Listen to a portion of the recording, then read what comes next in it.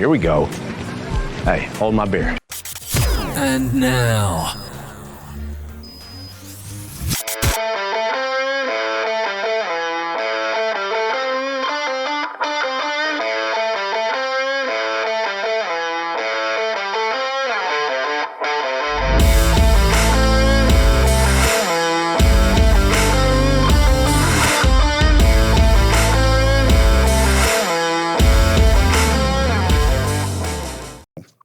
I mean, right now you're doing good. Okay. So I'm so excited. We'll see how well it works.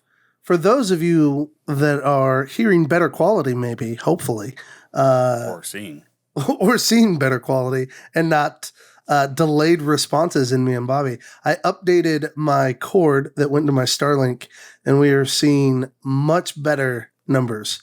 It has taken a beating over the years. It was attached to my house, and then we moved, and it's kind of gone on the road with us every week.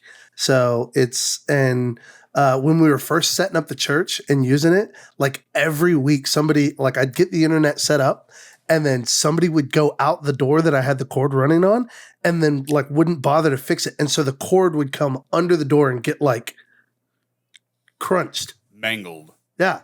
And I'm like, son of a gun. I wonder if, do you have graph tape?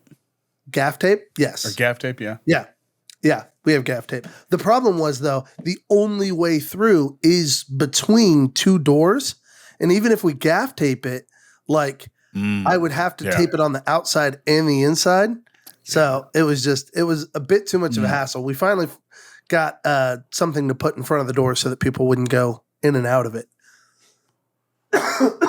And you guys are renting the building, so you can't really do much to the building. It's a middle school building. So we just go in there at 7 a.m. and are out of there at got to be out of there by 1 every week. So and that's on Sundays. No. So anyways, the cable had just gotten beat up over the years. So I'm pretty sure that was much of the issue that we were having with data transfer.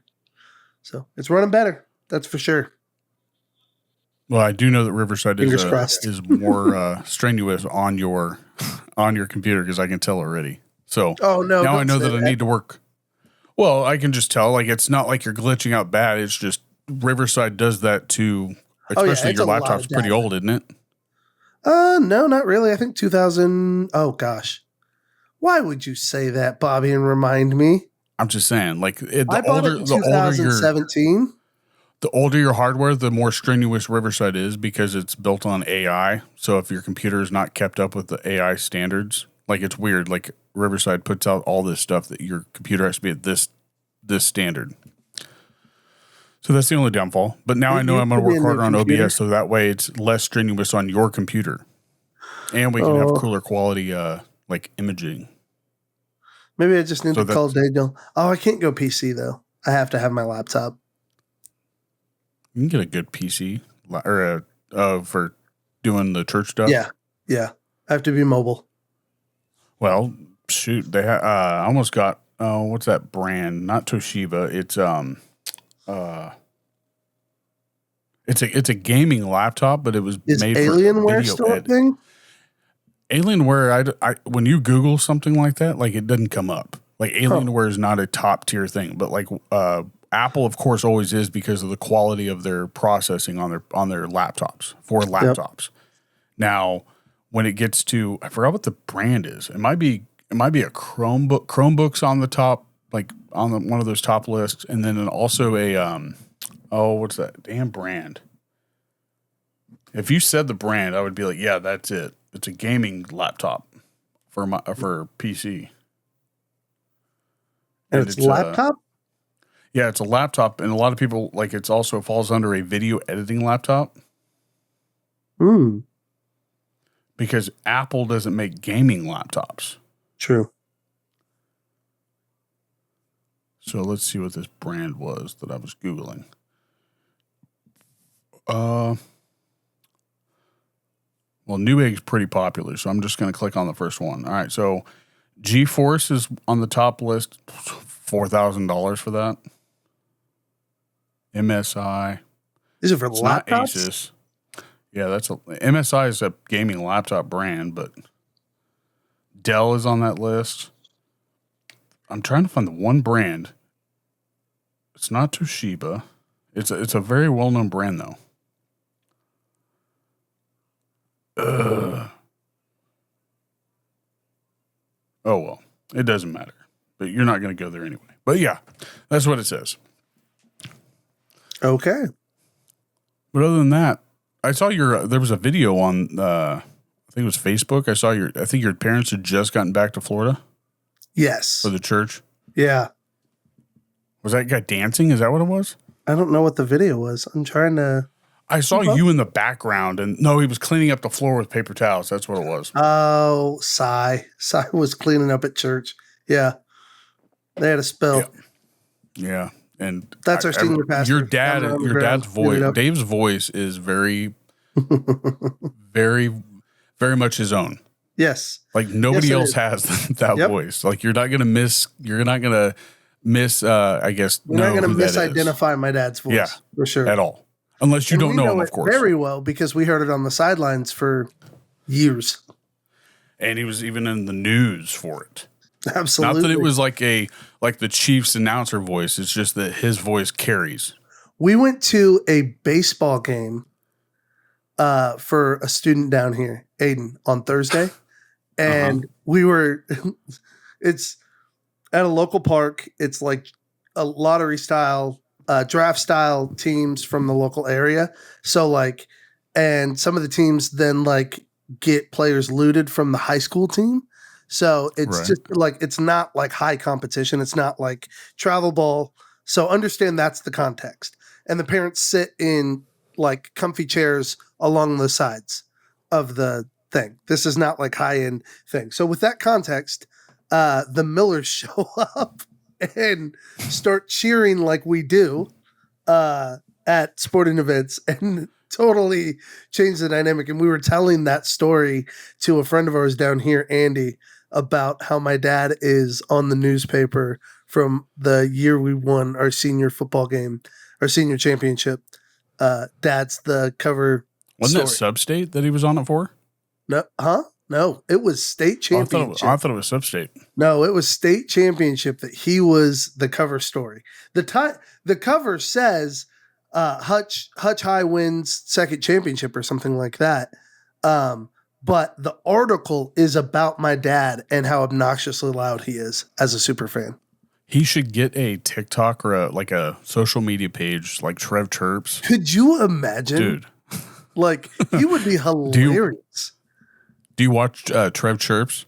He'll be at baseball games and he'll be like, "Hey, Yanni, I hear you only buy gluten-free wheat bread. You bum." Yes, that's the you bum guy. Yeah, that's Trev Chirps. What's his name? Trev Chirps? Chirps. Yeah. Trev Chirps. Okay, no, he's funny, dude. He's got some good ones. I love him. The positive ones are better. Who's the golf one? The golf guys?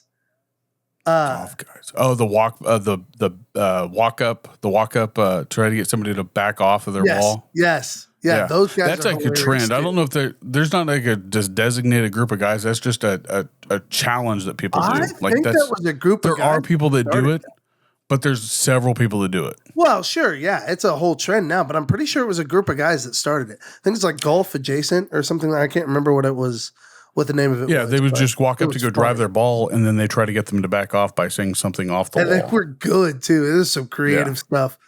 I love watching those videos. You're a ginger. Should you even be out in the sun? Like something like that, just something off the wall, and they'd be like, "Oh shit!" Like I got Mike to walk off his ball with a fart. Freeman's less wealthy brother, or something like that. Like, oh yeah, I got Mike to back off his ball, like ripping a fart. You remember that? Like it was on his backswing. I ripped a fart all the way through, and he just started dying laughing. It was like perfectly timed, tuned, in sync. Oh man, good times. How you been, bud? Other than work and. I have been good, man. It's a good season. It's Easter, obviously. This will come out after Easter, but so it's really busy season. We're brand new church. This is our first Easter having been launched, so we're pretty excited about that. So there's been a lot of run up to it. We've got a glow in the dark Easter egg hunt.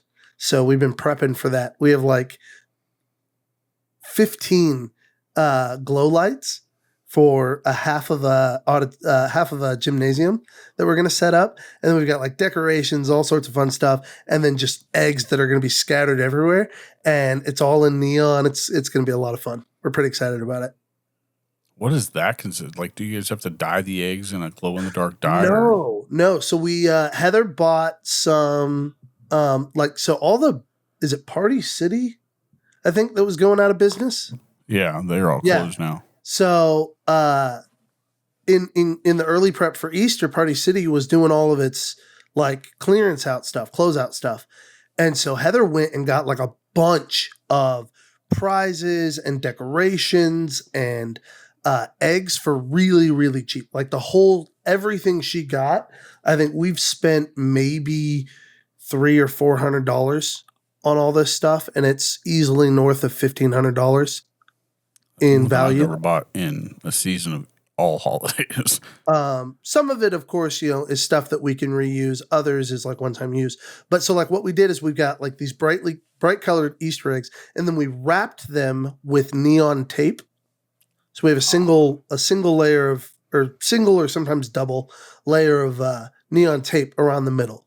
And so when the glow light hits, they pop. And then for older kids, because we're opened up all the way to middle school, and I think maybe even high school, because we're handing out like soda and candy for those guys. But for them, they have to spell out a phrase. So all of those eggs also have letters on them. And the phrase that they have to spell out is "made for more life." We had all the kids picking up 15 eggs, because we're not going to just have kids like go get a whole bunch of eggs, because we're reusing these eggs. So what we're doing is we're having kids go pick up 15 eggs and then bring them out. And what eggs they pick up gives them that number of tickets. And then they take those tickets to those tables and pick out what prizes they want based off of the tickets they have. You could also do it like phase 10. So like say you go out and search for those 15 eggs, right? And say you come back with like 8 M's or something like that. You can go back out and trade them back in. And then, I like that. That's funny. Like that's what I thought you were going to do. So like you have 15, like say you have 10 groups, so you'd get 10 sets of 15 of all the letters. Right. Now, the reason we're doing it the way we're doing it is we think it'll make the bigger kids like slow down enough and have to like grab individual eggs and go hold them up to the light to read the letter. So it'll be more like a hunt for them, and we're hoping that'll engage like them a pretty Kodak. well. You should get like next time you should do like codes like this emblem is we're gonna take it up a notch, put some hieroglyphs on there, and do some like Da Vinci Code shit. That's great. But no, other than busyness, man, it's just been, it's been good because we're finding our rhythms, if you know what I mean. We're kind of establishing some rhythms down here. We're going to the pool a lot. We go to the pool like once a week, if not more. And that's really cool. Right now it's like 41 degrees here. Dude, it's 85 here. It was 95 2 days ago. Yeah, it was beautiful. It was beautiful. No, here it was 95 degrees. Was it really? Ew. Yeah. And then it went down. And then it dropped to 63. The swing is the worst part of Midwest weather. I love waking up or going to sleep when it was warm outside and waking up and it's like, dude, okay. I will admit that is one thing that is going to be hard about Florida is in the summer. You're never going to get a brisk morning. There's no coolness. It's already above 80 when I wake up. Yeah, screw that. And that's, You're going to go through a lot of gold bonds. I know. Dude, you need to get the Mando, bro. I'm telling you what. Gold bond? No. Hold on. Go get bro, Mando. Do you not know? No, I've got all that beat. All that beat. Suppression shorts? No. Hold on. Let me go prep us an ad. Are you ready? Sure. I'll be right back. In a world filled with imitations, there's one name that stands out above all the rest. Rage Beef Jerky, a small batch jerky company that sets the standard for what it means to be 100% grade A quality beef. Rage Beef Jerky is the self-proclaimed world's best beef jerky. But just because it's self-proclaimed doesn't mean it's not true. Rage Beef Jerky is made right here in the USA. It can be found in 5 states across 400 plus locations ranging from Kansas, Nebraska, Oklahoma, Missouri, and Arkansas. But if you're not near those states, all you've got to do is visit www.ragebeefjerky.com, and you could choose from any of the 6 flavors that they got of jerky or beef sticks. They got both now. They're really good. The flavors are original, teriyaki, hot, cracked pepper, sweet, and spicy, or you can go with my all-time favorite, which is bacon jalapeno. Chef's kiss. Rage Beef Jerky has given our listeners the opportunity to save 15% off their order. At checkout, use promo code CHUBBY, that's CHUBBY, and save 15% off your order. Don't let your taste buds suffer through any more mystery meat products. Visit www.ragebeefjerky.com and let your taste buds rage. Get your jerky on. And we're back. And we're back. This segment brought to you by Monostat Care. What? Monostat Care. What? Chafing relief powder gel. Let me tell you, as a fat guy, as a chubby buddy who has spent his fair share of time riding amusement rides at amusement parks, making the long trek back and forth to the car ride, drenched in sweat from the waterlog rides, things like that. Man, chafing sucks. And as a fat guy, I don't enjoy it. As a chubby buddy, it is not a pleasant experience. But Monostat Care, the chafing relief powder gel, this is something for everybody. Every chubby buddy deserves this kind of care, Monostat Care, because this stuff is fantastic. It is a gel powder that is very simple consistency. Looks like petroleum. Kind of like a petroleum jelly. Absolutely feels like it. And it has a powdery feel as you rub it in. Okay? So almost like a mixture of petroleum jelly meets... Does it smell? It does not have a smell. There's no smell I like to that it. Gold Bond smell, though. That's nice. I will admit Gold Bond does have a very nice smell. This, however, scent-free, and its protection is magic. So hear me out. When I say you will get 2 things with Monostat Care, you will get instant relief from your chafing pain, and I mean it when I say instant relief. And secondly, you will get protection from future damage. So, why I know about this is because of Mike from way back in the day. Our youth pastor, Mike, is the one who turned me on to Monostat. And it was because at the time, Shara was chafing a lot because she had Clark, I think is who it was, because that's who she would have been pregnant with when, because the other 2 were already born.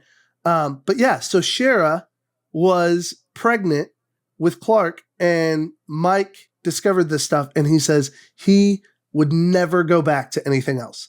And I promise you, since using this, I have never gone back to anything else. Now, I'll still use baby powder or Gold Bond in a pinch because it's, like you said, it's got a great smell, and it does work. There's no question about it. And it feels good. But this stuff, Monostat Care, is, I promise you, instant relief and complete protection from them forward. And all it takes is about a quarter size amount. Rub it on both sides of the thighs. Rub it anywhere where you're chafing. Heather, A quarter, like, I'm going to throw this out there. amount. Sorry, Heather, don't mean to throw you under the bus. But Under the Heather really breast. likes to put it under her boobs from chafing there sometimes. So, like, Well, isn't it actually, like, let's clarify for people listening, Monostat is actually for, like, yeast infections and chafing, right? Monostat's a brand.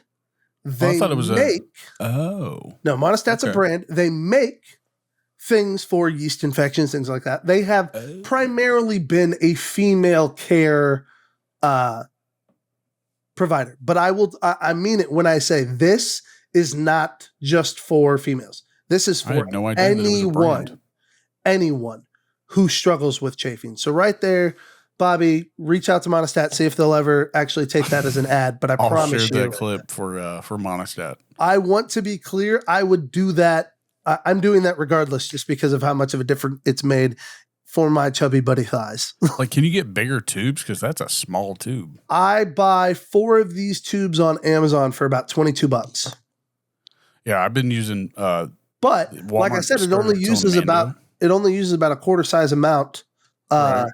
between the two thighs. So Right. it's not. Well, I started super- using Mando. That's why I brought it up. Like, What is Mando? I have a. Because I don't think Mando I know is what that is. They got popular on TikTok, I think. Okay. Like, that's how she was a doctor. She invented the woman's deodorant, the spray on deodorant for women. Yeah. And then she went into the men. The women's care is called like Lumen or something like that, I think. But the men's is Mando. Yeah. And you have a spray deodorant, you have a stick deodorant, or you have a lotion deodorant. And it also turns into a powder. But Okay. it balances pH, so it prevents moisture from ever happening. But dude, I worked, I think it was 8 hours at work, and then I came home, and you could still smell the deodorant scent. Yeah. Like, That's impressive. no perspiration under my arms, and I have one stick designated for the man stuff, and then my spray. Like, I've tried it out, like, on my arms. I don't feel like I have deodorant on. I've got to feel like I have deodorant on. Okay, Like, that's just let my me thing. be clear, people. You don't understand what a miracle Bobby is describing here. As the man who has grown up as one of his best friends and has been around the insane sweat pool that is Bobby Casey. I mean, this dude generates sweat just sitting like in a drive-through. He will be That's when I dripping was in sweat shape, too. because, Let's not forget that. huh? Even when I'm in shape. Even when he's in shape, I'm telling you, it's got nothing to do with whether he's in shape or not. This dude is a profuse sweater. I mean, profusely. Always sweating. I will agree. When I was younger, I've stopped sweating near as much. Okay, that's good. I'm just saying. In but high when I school, do yeah, it sweat, was very common. But when I do sweat, anything that it could is- reduce that is pretty impressive. and when I do sweat, it is a lot. But now I don't just sit there and sweat. Well, I mean, there's a difference. But it also didn't help. Like, back when in high school, like, I was taking tons of supplements, drinking a crap ton of protein. So I was like, it needed to come out somewhere. All right. what? But I will say this. This is the reason why you brought the cream up. I haven't used the lotion anywhere, and I don't like using the spray under my arms. I've got to feel like I have something on. Okay. Like it's almost like free balling. Like, if I don't feel like I have something on, I don't want to feel naked. But I will say this: the stick by itself, just the groin area, I don't chafe at work anymore. Huh. Nice. Well, this stuff glides. That's why I really like it. Yeah. So does this. It turns into that a glide. Yeah, and it's you feel no friction, and you're just like, oh my gosh, relief. Yeah, what it does is it just creates a barrier between where moisture would be and your skin. Yep. And it's just like a plus compression underwear does help. But anyway, that's our fact tip of the week. That is also my other tip. That's another brand that I would speak volumes for, considering how much I represent them. Huh? Under Armour? No, not Under Armour. I don't buy compression shorts. I just buy underwear that has that effect. Right, that's what I get. Yeah. And it's the brand is Pair of Thieves. Yeah, I tried. It didn't last long for me. Really? Like, I would say it lasted like 8 months for And one you pair know of what? because I loved them really quickly and bought several and then rotated. So like I have a rotation that I go through, and that's probably why mine last a little longer, is because I'm not I've got like using 50 them pairs of underwear, bro. frequently. But like pretty much across the board, all I have is just Pair of Thieves underwear. And you still haven't bought my recommendation for underwear. What's that? The MeUndies. The MeUndies? Yeah, because they're like $50 a pair. No, I'm kidding. No. That's way too $12 dramatic. for one pair. Like especially your first one's $12. All right. But they I'll do jump seasonal on one. it. That's not why I like them, but you can get plain Jane ones for like $8. So like you don't have to get the designed ones. They just last forever. Like Yeah. I've still got the very first pair I ever had, and that was 7 years ago. Are they soft? Yeah. Love them. Are they Love them, stretchable? love them. And you can get like Got lots you of can get range in like boxer briefs. You can get the tighter ones. The kind of like the old how Hanes first came out. Yeah. They're just not as of a rough fabric. They're very. It's almost like 100% cotton is what it feels like. Okay. It's really nice. I'll have to Especially on the try main it. stuff. But no, any other updates on the food truck? Oh, man. You know what? There is actually an update on the food truck. A good or a bad one? A good update. It's still spending money. So, I mean, I don't know if that's good, but we have made a decision on how to move forward. I think last time we had talked, the position we were in is we had to kind of decide whether we were going to rebuild that motor, buy a new motor, or call this thing a loss and figure out a way to and park it. Tow it, park it, something like that. So we communicated with with Dan there at the shop again, and he is working on. Well, he was working on. They'd figured out a plan for rebuilding it, but ultimately they weren't in love with that. They weren't sold on this engine. Dan had a lead on an engine in Minnesota, I believe. One that he had previously worked on. The guy kept the truck indoors and only had 60,000 miles on the engine. This is a very good engine, very good shape, well taken care of, and wants $4,500 for it. For the engine? Or for the whole thing? Engine. No, for the engine. Okay. So we struck up a deal. We gave him the money to buy the engine, and then he is going up for a wedding in May. And so he's going to haul that back down from that wedding for us for free. And you already gave the money. Yep. You trust him that much? It's a matter of we have to make a decision on how we're going to do this. And so this is the best way forward financially, like with what we've already invested. Because here's what we're doing. We've paid him the $4,500 for the engine. He's going to go up, get the engine, bring it down. He and his team are going to install it, get us running, get us good, and then we're going to bring that truck down here and get rolling. We aren't paying him for labor until we've got the truck and can start making payments to him. Oh. So we're only paying say, don't for you the have parts. enough money into the labor process? Yeah, we've already invested $8,000 in this thing. So, but when everything's said and done, we'll have put $15,000 into the truck on top of the $25,000 we paid for it. Holy moly! Yep. But that's the nature of my house. Huh? That's half my house. Yeah, that's the insane, nature dude. of trying to run a business. But once everything's up and running, we'll be full good to go. Because I've been working on the back end over here and made some connections. I've got a guy named Juan who is, man, a blessing from heaven because he is opening his. He runs a food truck now and is opening a business, opening like a brick and mortar. Yep, storefront. So that business he is going to allow me to use as a commissary, which is basically a place where I can dump my gray water. Yep, it's basically where I can set up shop and hold everything and dump everything, take care of all my needs. That's part of the Florida law, isn't it? Yep, it's required. And then I am free to then from there go and be wherever I want to be, as long as I make an arrangement with the property owner that I'm at. So basically, I will have the flexibility to go make, with him as my commissary, I'll have the flexibility to go set up wherever I can make a deal at and basically get started pretty much pronto. Are you going to be able to start at the church?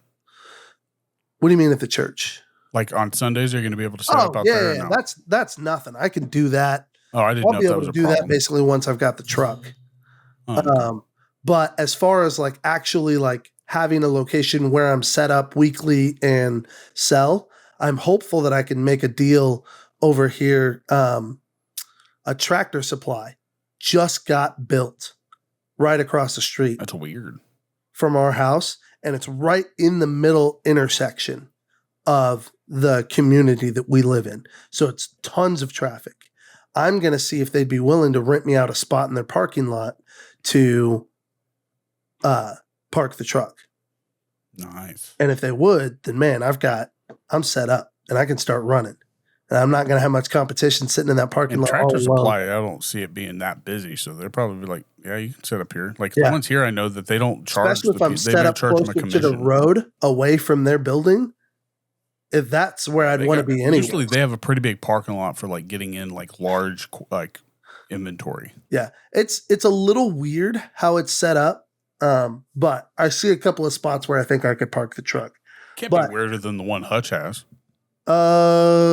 It's over by that hotel in that very small, narrow off Lorraine. You remember that? Oh yeah. Like that's a very weird place to have something that. Yeah, but the parking lot's still relatively normal. This one's got like an entrance, and then like it's not just one giant big square. Like yeah, this one has 3 entrances. So like you have a back area for this one, the one here, for like to bring in stuff into their like lumber yard. I guess you would say. And this one has those too, but like its front area is a little bit more like designed rather than just being like a parking lot. So it's almost like a frontage road type. Yeah, thing. like an entrance, if that makes sense, to their parking lot and store. So I'd really have to go over there and kind of take a look at the layout and figure out best where I'd want to be. But anyways, like I said, with the food truck, we think we're in a position where financially for us, it makes the most sense because it allows us to move forward with the truck that we have, that we're already invested in, that we already have our equipment in, and potentially, if this is a 60,000 mile motor, that's got a lot of life in it. So potentially this, this extends the life of our truck by a lot. That to me then almost feels more like an investment. It's like, yeah, it sucks that we had to make that much of an investment this early on. Like to buy a brand new motor, that's going to cost a diesel one's going to be over $100,000 probably. Like I'm for a whole vehicle, brand new vehicle, engine and everything. Yes, vehicle. If I wanted this truck brand new, I'd be paying anywhere from 80 to 100,000 for sure. You're paying 10% of that. Absolutely. Investing in this motor. By putting this motor in, I just did that math in my damn head. Basically a brand new truck, engine wise, not the rest of it. It's still right. It's still an 89, which that's the thing. Like it's an older truck and I accept that, but it's got good equipment on it. It's all Vulcan stuff. It's all really high end equipment that runs really well. It's got 200-pound tanks the system's all really good. The suppression system's really good. Like what's internally in this truck makes it so valuable to me. So I was letting your video catch up. Oh no. Oh, it's all right. It wasn't I was as excited bad that maybe it's not as perfect as I hoped. Oh no, it was. I mean, it's still not as bad as it has been. But no, well, I get what you're saying. Yeah, I don't know why I did that in my head or how. Look at you doing math, man. Yeah, maybe you should go back. Maybe you should go back and take that ACT again. I bet you get a 15 this time. I'd probably get a 12. Maybe if you didn't Christmas tree that math section, you'd probably get a 15. Dude, I didn't understand a damn thing in that math section. Why would that math was like word problems? Yeah, what's hard about a word problem? You solve that stuff all the time. But like I said, math by itself is a foreign language, and then when you add words into it, like that's like it's that's supposed like to make it easier to understand. That's why word problems exist. It's supposed to help make it easier. I'm good. Because it's math should tangible. not It's be real mandatory. life. That's all I'm. Okay, geometry should not be mandatory. Geometry? I don't think geometry should be mandatory. Understanding shapes? I get, dude. If you don't know shapes by the time you're 5, then we got bigger problems. I'm just saying. You're saying understanding why shapes are the shapes. You don't want to know why the shapes are the shapes. You just want to know the shapes. I don't know why the shapes become the shapes. I just want to know like where a triangle can You go. just want to be able to identify a triangle. Yeah. As long as you can identify an I don't want to know why isosceles it's a triangle. triangle. I just want to be able to know that it's a triangle. Exactly. And then when I had to put my foot in my mouth back when I started this job, the job I'm in now, when I had to like make a soccer field inside of a softball diamond. Yes. You just wanted to But I didn't realize I was doing it. What do you mean? I didn't realize that.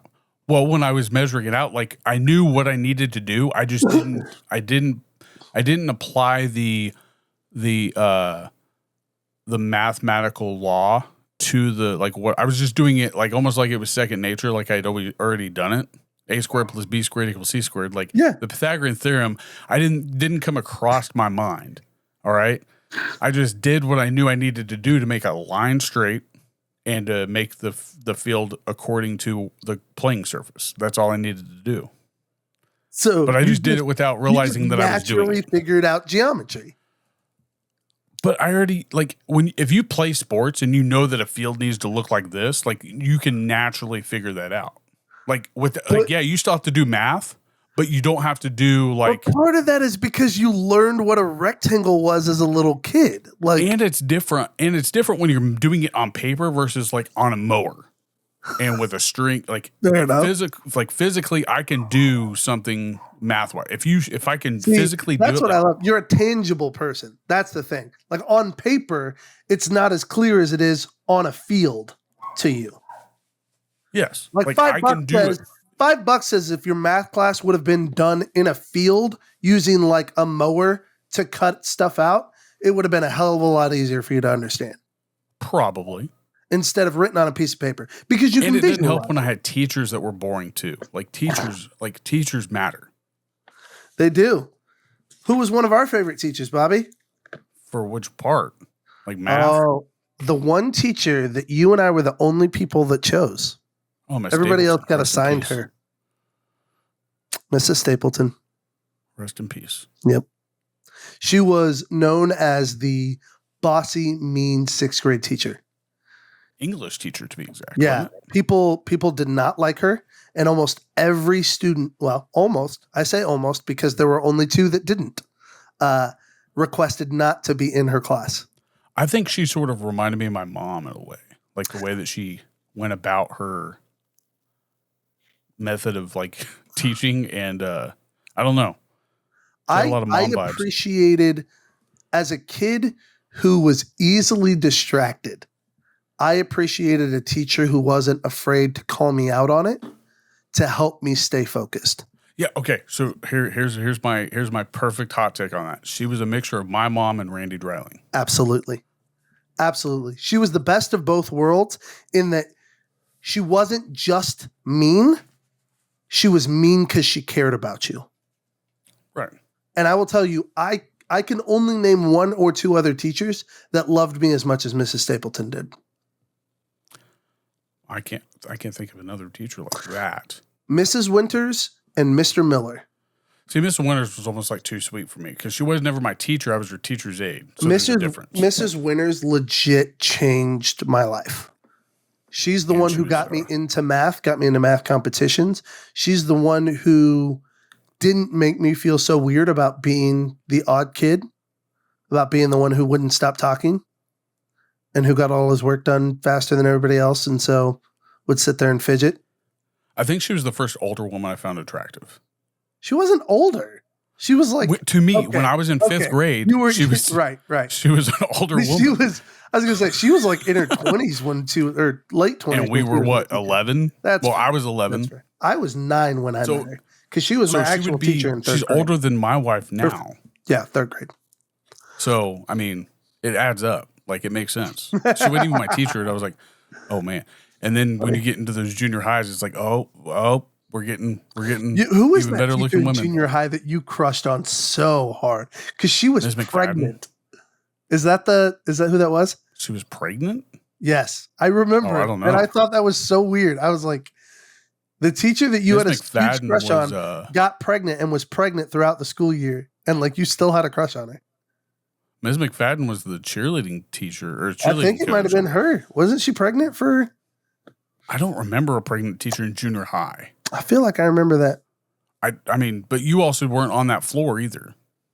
So I don't think you would have even saw her She was on 4th floor. You were on 3rd floor. She was real short, right?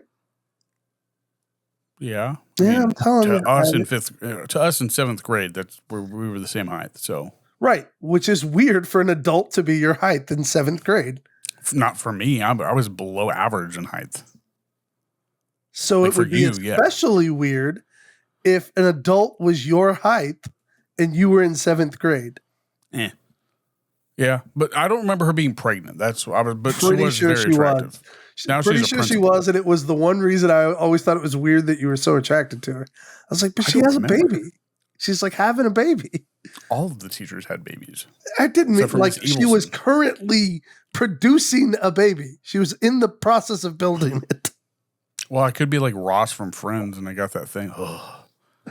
Bobby, no. I don't find pregnant women attractive. Like that's what I'm thinking. I don't remember a teacher being pregnant that I was attracted to. Okay, I was pretty. I just sure don't remember. It could have been. I don't. But Ms. McFadden, she could have been pregnant, but she was Well, very you've attractive. had crushes on plenty of older women in our lives, so, which is why it was But never Miss Winter surprising. stands out because she wasn't my teacher. She was in 4th grade teaching. I was in 5th grade, and that's how I saw her. I was like, man. Yep. She was for her for out of that school. She was the most attractive teacher. And then, is there any chance you remember Mr. Miller? Mr. Miller, Yep, taught physics in high school. come on, bro. I didn't say you took his class. I just asked if you remember him. I don't remember a physics teacher at all. He was an older dude, tall, skinny, real like gentle, real like quiet, kept to himself. He was in B Hall, closest to the principal's office. Basically, right Miller. as you walk. See, my into- science teacher. See, my science was all in G Hall with Yeah. Mr. Wilcox. Yeah. See, it was B Hall Miller. right there I don't by remember Aspat's Miller. office. Yeah, I don't Aspat. remember Miller. Oh man, I miss Aspat. For those of you listening, I didn't have that the is luxury of being able to assistant call him principal Aspat. Patterson. Yeah, I didn't have the luxury to call him that because he wasn't my coach because I was gone freshman year. That was a Oh, freshman that's thing. right. Oh, that's so sad. I just called him That was my Patterson. favorite nickname for any coach ever. Was Aspat. I liked him. He was my principal, or no, he wasn't my principal. He was And my just to be homeroom. clear, he did not touch us. He did not pat our asses. So that's not why we call him that. It was Aspat Very was true. short for Assistant Principal Patterson. Yeah. Well, hey, I do want to highlight Jordan. Jordan was named Yes. Hilton GM of the Year. Dude, what it is? talk about Is it killing Hilton? it, man. Is it Hilton? Hilton. Yep. GM of the Year. I Do didn't you even know that is was a like, thing. is that like nationwide or is that regionally or either way? It's still at a fantastic. Well, it's level. Hilton by something. So like you have Hilton by all these other things. He Okay, was, gotcha. He was the general Gotcha, so manager it's of Hilton by categorized. this. Even still, though, that's freaking amazing. I'm so proud of him. And it's such a small town too. So you wouldn't think that you would think that would be like a bigger town type of word probably. So I would think that, but I wonder if it's based on the like was it Hilton change. by Marriott or something like that? Yeah. I wonder if So, it's I built don't on the change he's generated. Yeah, I mean, I didn't never think that I would never have put Jordan in hospitality. I don't think I would have either, but I always tell me you didn't always know it was going to be leadership of some sort. I mean, I saw him more of I was pretty sure he was going to be a teacher of some sort and then also be a coach, but I did not see him doing.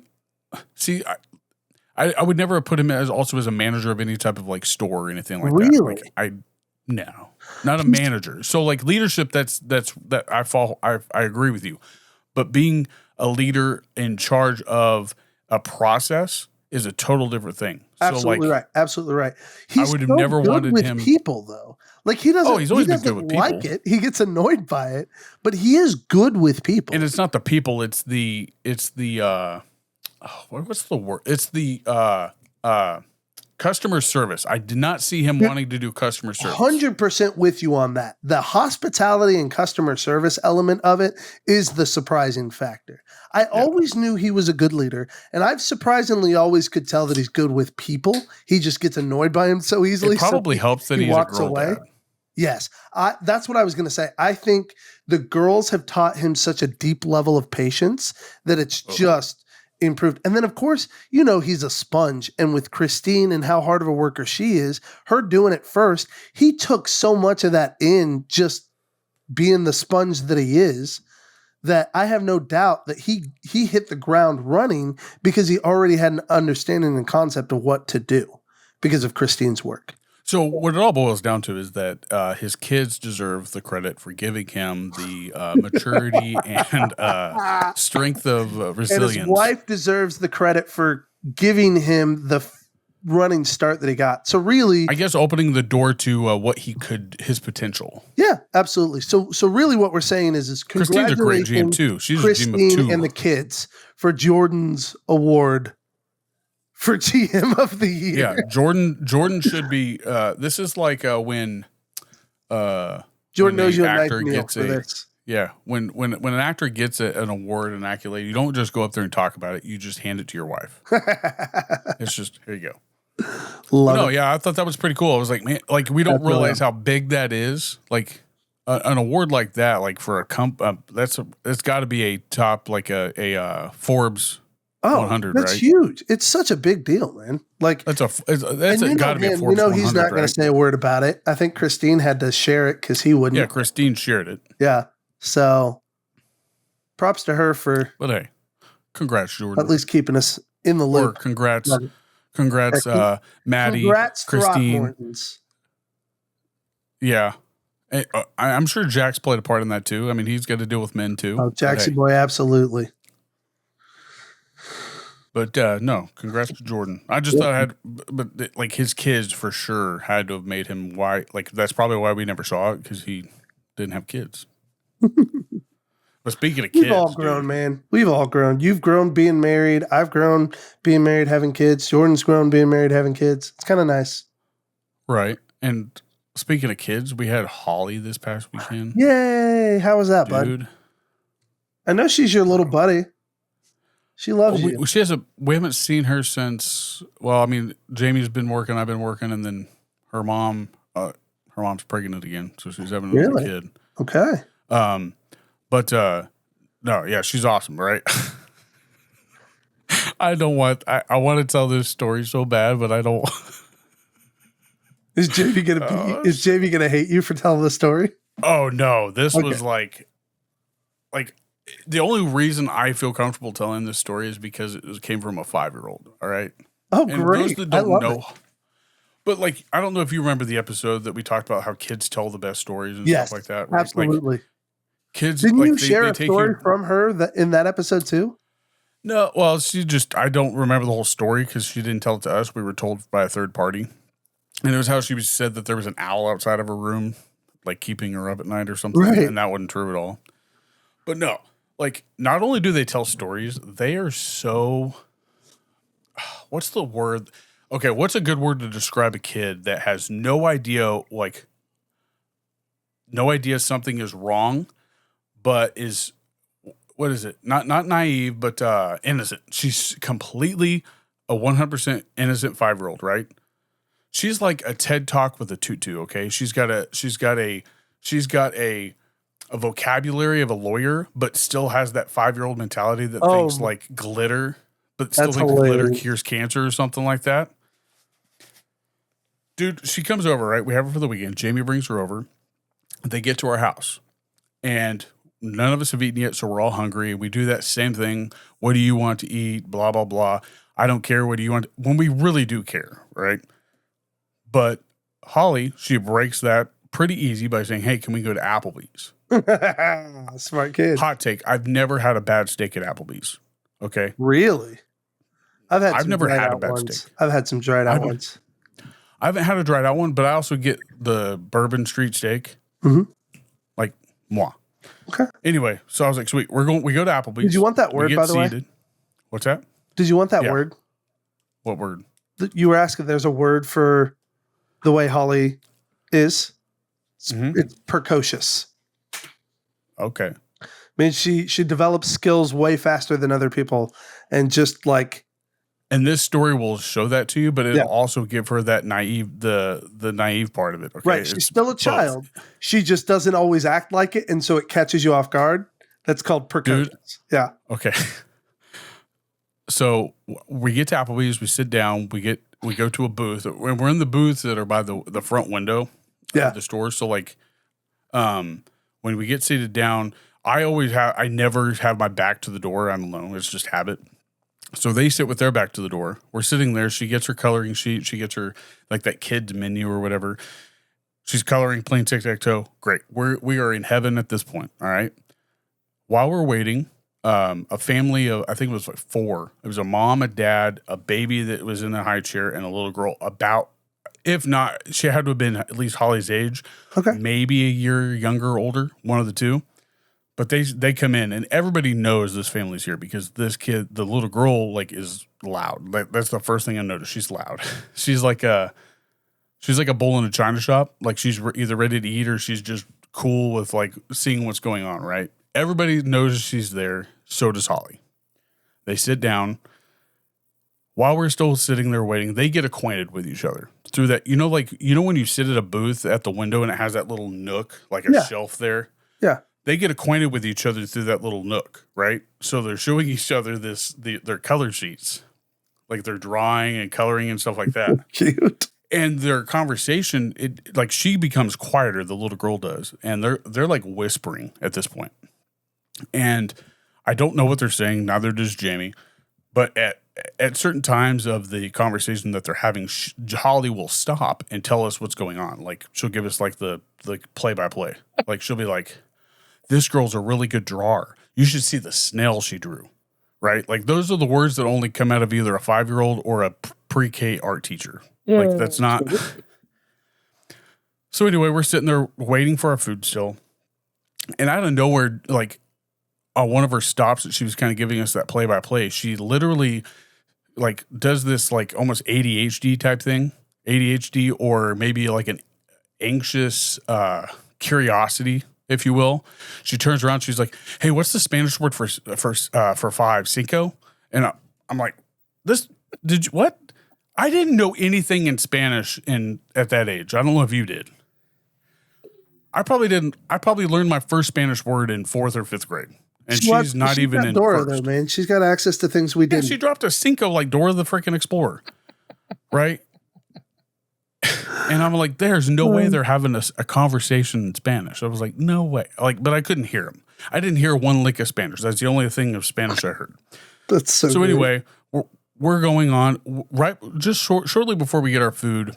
Holly takes a big old swig of her water and like slams her body up against the booth. Like she's been through some shit, right? Like this, not a temper tantrum, but she's just like, she's stressed out.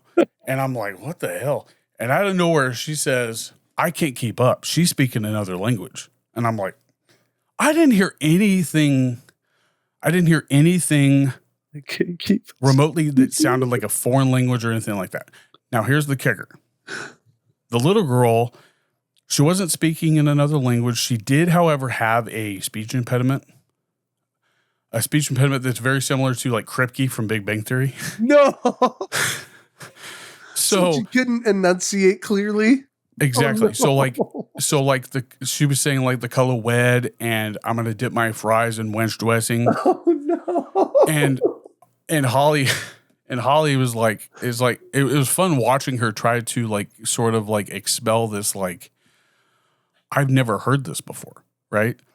So we get done eating, right? And we go to Baskin Robbins afterwards because what else does she need? More you sugar, gotta get right? ice cream, of course. But no, I think, I told her if she tried my steak, she could get dessert.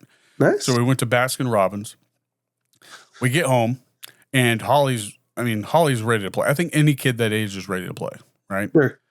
So I'm sitting down, I'm watching TV, and Jamie's sitting there, and she's got more toys than I ever had in my entire childhood just at our place. Okay. And so she breaks out her like nursing surgeon kit thing, and she's like, "Hey, I'm going to play a surgeon, a surgeon from out of town, and Mugga, you're my patient." And I'm like, all right, this is like, she's like trying to go full Grey's Anatomy at this point. Like she's got a clipboard, she's got her jacket on, she's got this stethoscope and all this other stuff. Dude, I don't know if Jamie wasn't even paying attention, but like I stopped watching my show to watch this conversation. She breaks out.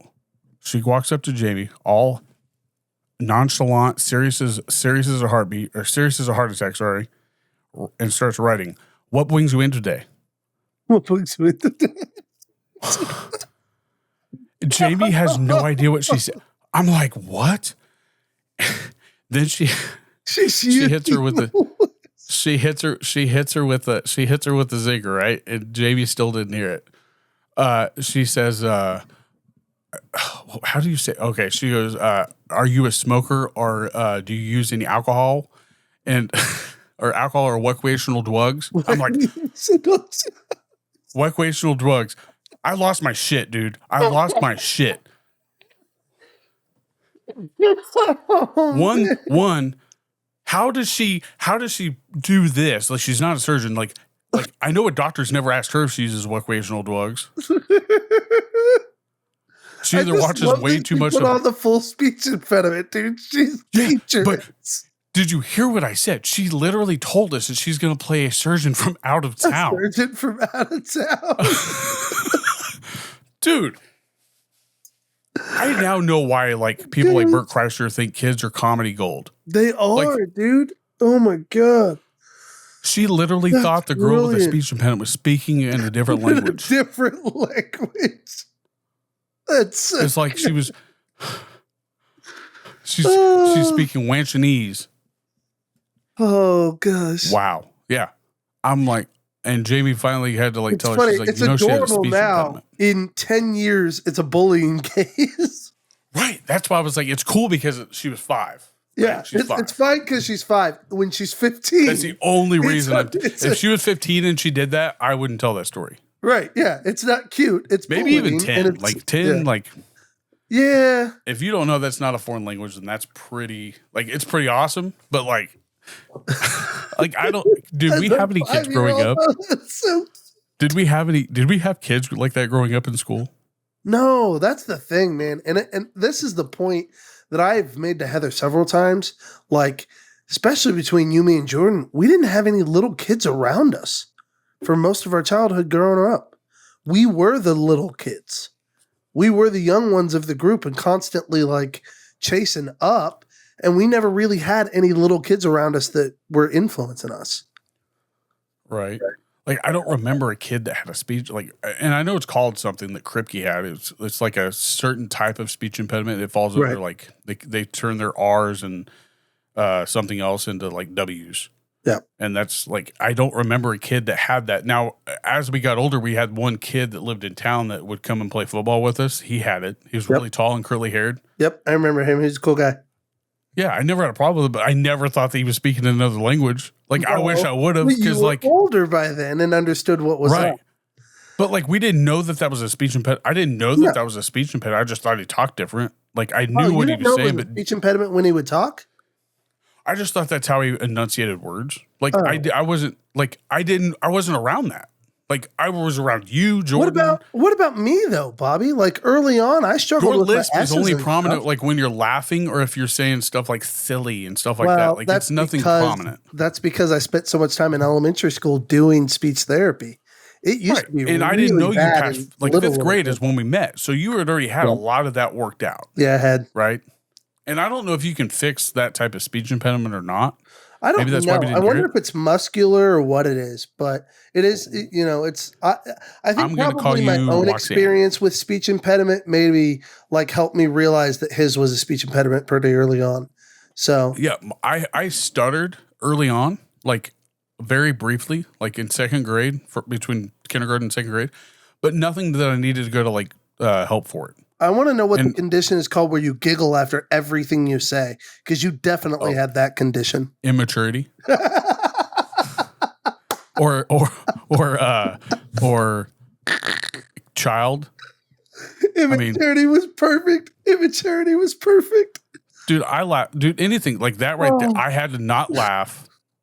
Because, Jamie took it to the point of being able to tell her, hey, this isn't a foreign language. This is a speech so she impediment. did clarify then. That's good. Yeah, but Holly was still confused. She's wouldn't, so. Holly, no, that shit was funny as shit. But no, Holly was still sitting there going, bullshit. Like she was sitting there going, all right, dude. Like I didn't understand a word coming out of her mouth. And that's what I was kind of thrown off. Like she's like, what's the Spanish word for 5? Cinco? So, like she thought she was she thought she was speaking Spanish. Funny, man. And you know what's great about that is at least what you see in her is, man, she went out of her way to try to continue to understand and only stopped when she got to the point of exasperation. Of like just being totally, and you can tell out. The stressness, like when she took a big old swig. To her for working so hard to like connect with that girl. Yeah, and it wasn't like so bad that like, I mean, I don't think she would get bullied. Like it was more of it wasn't near as bad as Kripke's, but you could definitely tell it was there. Like she didn't call her mom Waxanne or anything like that, but it's got to give you a lot of hope for Holly growing up. That she's such a good character. Smart. She's way too smart for like very smart. Somebody that's never like I was never that. I also probably didn't apply myself. Like I think that's the biggest thing for me. I didn't apply myself to want to be intelligent like that. Yeah. She's picked up so much. Like I think she understands feelings like how we understood them at like probably 10 or 12. Nice. So she's got a lot of emotional maturity. So she's a bit of a savant in that, but like it's still hilarious. Like one of the best experiences of my life. Like limited understanding. She just has an awareness that's higher. That's hilarious. I think it's funnier that a kid cussed. Like I think it's funny when kid dropped like the little shit bombs or the bitch bombs or something like that. But like this was like gold. Like this was like, it's amazing how she put all this into a scenario and just thought of something. It's like this chick is talking in another language I've never heard of before. It's like Pig Latin. That's gold. Good kid. Anything else happening in your world? Like anything there you're getting? There is. I just remembered because Heather popped her head in and said, don't forget to tell them about this. So a couple of weeks ago, I am in line picking up Casey from school. One day a week he does D&D club. So he stays after. So I have to go pick him up. He doesn't ride the bus. The Dungeons and Dragons club? Yeah, Dungeons and Dragons club. He's part of it. He loves it. So a couple of weeks ago, I'm driving and I'm using my dad's truck. Dad's truck has a radio in it. Heather's does not. So I never listen to the radio. So I just happen to be in Dad's truck. I happen to be listening to the radio. And on the radio, they are promoting a concert coming up in October. Jonas Brothers. But it's not just Jonas Brothers. They also have All American Rejects playing with them. And so I was like, dude, that's cool. That's cool. After the promo, they drop the word of the day, which is like, it's Kevin. So I was like, okay. And so like, log on now to our website to enter to win your tickets with today's key code word, Kevin. And so I was like, okay. And so I'm just sitting in a parking lot waiting for Casey to get out of school. And so I'm like, whatever. I jump online, fill out the thing. It's like name, email, phone number, keyword of the day, and good, right? Submit it. Don't think anything about it, right? Don't even tell Heather that I did it. You know what I'm saying? Like I just, like once I hit submit, I kind of forgot all about it. Checking my emails last week on like Friday, I come across an email. Huh? I don't do that. Huh? I don't check my email. No. No, it's not a habit of mine. So if I'm checking it, it's by accident. I have 4 different emails that I have to keep up with, so I check it pretty regularly. Oh my gosh. Ugh. Well, I've got 3 podcast ones. Oh yeah, that makes sense. One for all 3 podcasts. Yeah. My main one, mine and Jamie's together, and then my work one. You and Jamie have 7. An email together? That's funny. Well, I use that for like our Netflix account so she can sign in and all that. That makes sense. That way it's not all coming to me if she needs to change the password. Anyway, you're checking your email. Checking my email on like Friday, and it says that I have an email from Monday from this radio station. And I'm like, what? And I click on it and it says, you win. And I won 2 tickets to the Jonas Brothers and All American Rejects concert. Wouldn't that be the shit if the concert was Thursday? So the concert is October 22nd. That's a long way I don't know out. what day that is. It's a Wednesday. Okay, it's a Wednesday. So October 22nd, Heather and I are going up to Tampa to see the Jonas Brothers and the All American Rejects in concert. I don't think I've ever heard any Jonas Brothers songs, but when you'd you be said surprised. All American Rejects, like there's so many like bands out there that were similar, but like immediately I was like, Gives You Hell. Yep. Is the only one that Gives You Hell, like- Swing Swing, Move Along. Hope It Gives You Hell, Hope It Gives You Hell. Yep. I don't walk my way. Yeah, I mean they're not talked about, but they are very popular. Yes, they are very popular and they've stuck around for a long time. Like not like their hits. They're equivalent to Blink 182, I think. Yeah, their hits spanned over about a decade, so they had staying power. Is really what I'm getting at. Yeah. Because their first stuff came out in like 2002.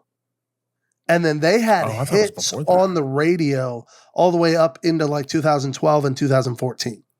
I thought it was before that. I think they had I think they had music out before 2002, but their first big hit was Move Probably Along. Gives You Hell. It's No, gotta Gives You Hell was later in their career. Really? Yeah, Gives You Hell is like 2012. All American Rejects was in, I think, American Pie. Like some of their songs Yeah, on American yeah, Pie. yeah, absolutely. And that was in that's what- 99. Where a lot of you would have seen is some of those 90s movies and stuff like that is where they had a big influence. Soundtracks, man, they were a soundtrack band for sure.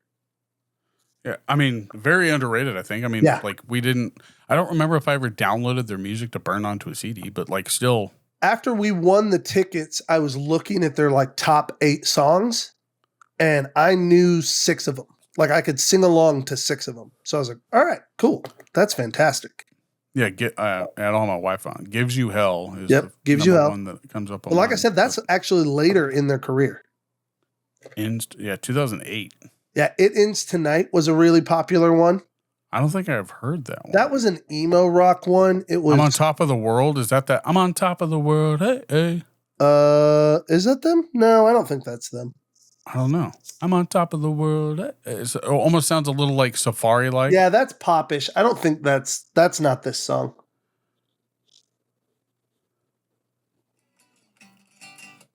Nope.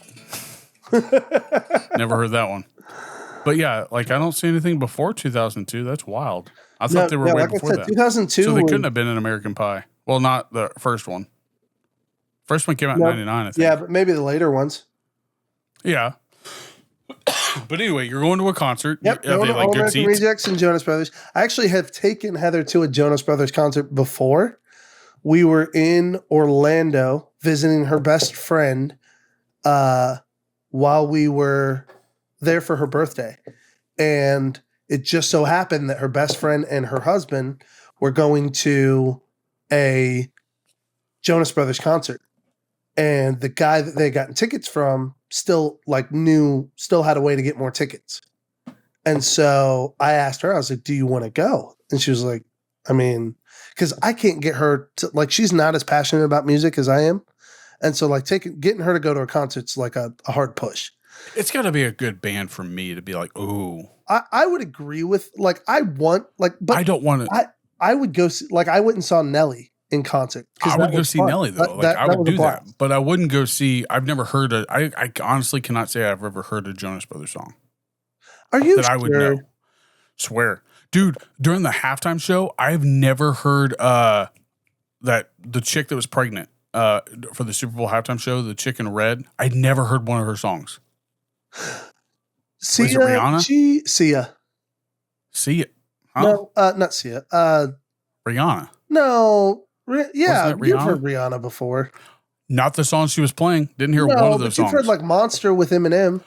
Yeah, but that I didn't know that was Rihanna. Yeah, well, That's what I'm saying. Like I would not go to if I didn't know that I've ever heard their songs, I probably wouldn't get excited. But like Nelly, well, 100% going. here's why Jonas Brothers is why Heather is diehard Jonas Brothers. They are originally a Disney band.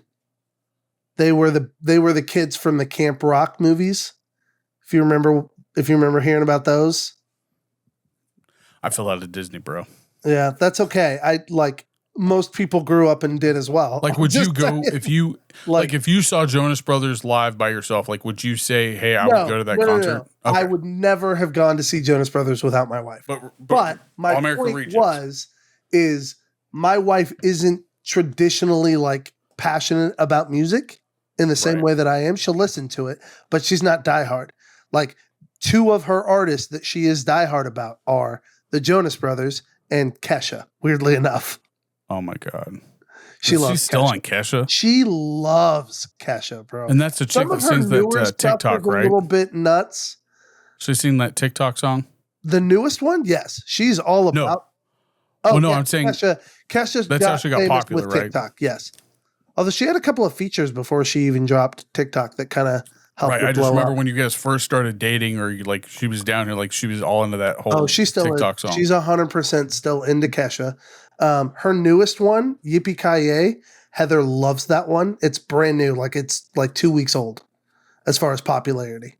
So I love music too, like you do, but like it's really got to like reminisce with me, or it's got to be something like NF. Jamie right before COVID hit. Jamie got me NF tickets. We were supposed to go to the Hartman Arena and go see him live, and COVID hit. I was like, whoa. One Republic is one that I am. They're the ones that sing. What is that song? It's a pretty popular one. Like, really, everybody was remaking it. Their first one, Too Late to Apologize. Yep, that was their first hit. They've had about 1 billion since then. And then their lead singer writes. Ryan Tedder is a writer, so he's written about another 1 billion hits along with the ones. And I've just never been around that music. Like, that wasn't on the radio. You're not like a pop when we were music listening. guy. Like, you don't listen to much of what hits the top. Like, you don't care that much about what hits top charts and stuff. Right. If it's not on my feed on YouTube, I probably won't have heard it. Which is like, so funny to me, because like, what is your feed on YouTube? Oh, I listen to, I'm really a big fan of like those, like the modern day people who are trying to sound more like country. So like your Chris Stapleton is arguably one of the best ones. All right. But then you have, listen to that. Oh gosh, what's his name? He sounds a lot like Joe Nichols. Bigger guy, wears a cowboy hat. Oh, kind of has a goofy face. A bigger guy with a cowboy hat. Black cowboy hat. I'm trying to remember. I've seen it. I've seen a couple of his videos come across my feed, and he sounds good. And he sounds like Joe Nichols. Yeah, he sounds like Joe Nichols. He's got a really good country sound to him. The only one that I can think of would be Logan. What's his name? The guy that sings. He did Fast Car. Is that the one? No, he didn't. Luke Combs. He sings. No, he has a baseball cap. No, this isn't anybody famous yet. I don't think he's famous yet. Well, have you ever heard of Coulter Wall? Mm-mm. I'll be honest with you. I don't listen to a lot of country music anymore.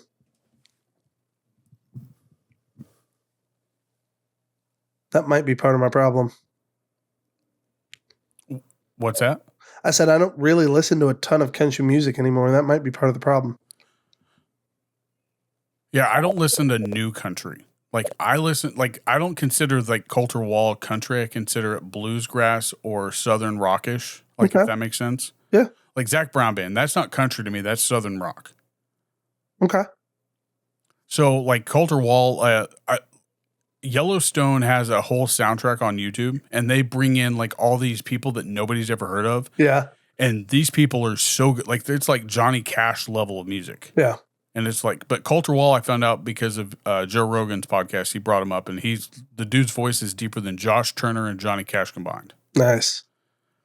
So like that's the type of stuff. But I also listen to all the 90s stuff. I still listen to all that. But I also love classic rock. Like there's some songs I can't listen to that my mom ruined for me when she passed away. So like if I'm alone, I can't listen to it, dude. I'll lose control like driving in the car. It's like, nope, change the song. Jewel especially. Dude, Jewel kills me. Jewel's still one of my all-time favorites, but I can't listen to her music alone. If I'm with somebody, it's a little bit different. Like I don't get the mixed emotions like that. It's kind of weird, if that makes sense. It does. It does. But Jewel is just, I think she's always been an underrated singer. I would go to one of her concerts in a heartbeat. So, yeah. A lot of the old songs for me have gotten ruined because after my mom passed, it really, I don't want to hear it. Brings It's a not lot that of I don't want to hear it. I got it. Yeah, I don't want to hear it alone for You sure. don't want to So feel like it. if it's You don't well, want I to don't mind that feeling it. weight I think alone. feeling it is like 90% of the problem that people have. They don't feel it. Like I would rather feel it than like I don't know. It takes me back to like the 90s, back when my mom was like living in Great Bend and would watch VH1 pop-up videos. Those were so good, man. Somebody needs to bring that back. But no, I An like you. I artist would needs go to a bring like that a back Nelly. to their music videos. That would be cool. Yeah, yeah. I would go to Nelly 100 times just to hear his old stuff. I don't need to hear new stuff. I would rather hear your old. Does stuff. he have new stuff? He I'm just sure he played the does. hits, man. That's all he played when for us. He just played the hits. It was so good. Hot and Her. Yep. I mean, Usher. I would go to Porky Usher. Grammar, all of it. I'd go to Usher. I'd go to like there are some that I probably wouldn't go to just so I probably wouldn't go to an R. Kelly concert. But I do enjoy his music sometimes. Well, Heather's already made it clear we're not going to a Kesha concert because those are a little sketch. Like what? Lots of drugs, lots of nudity. For real? Kesha is well known in the hippie circles. So she apparently, Heather was telling me she has a cruise that's like called, well, I apologize if it's not appropriate, but apparently it's called Tits Out. So That might not be a bad thing. I mean, guys have tits too. we do. Some of them have really nice ones.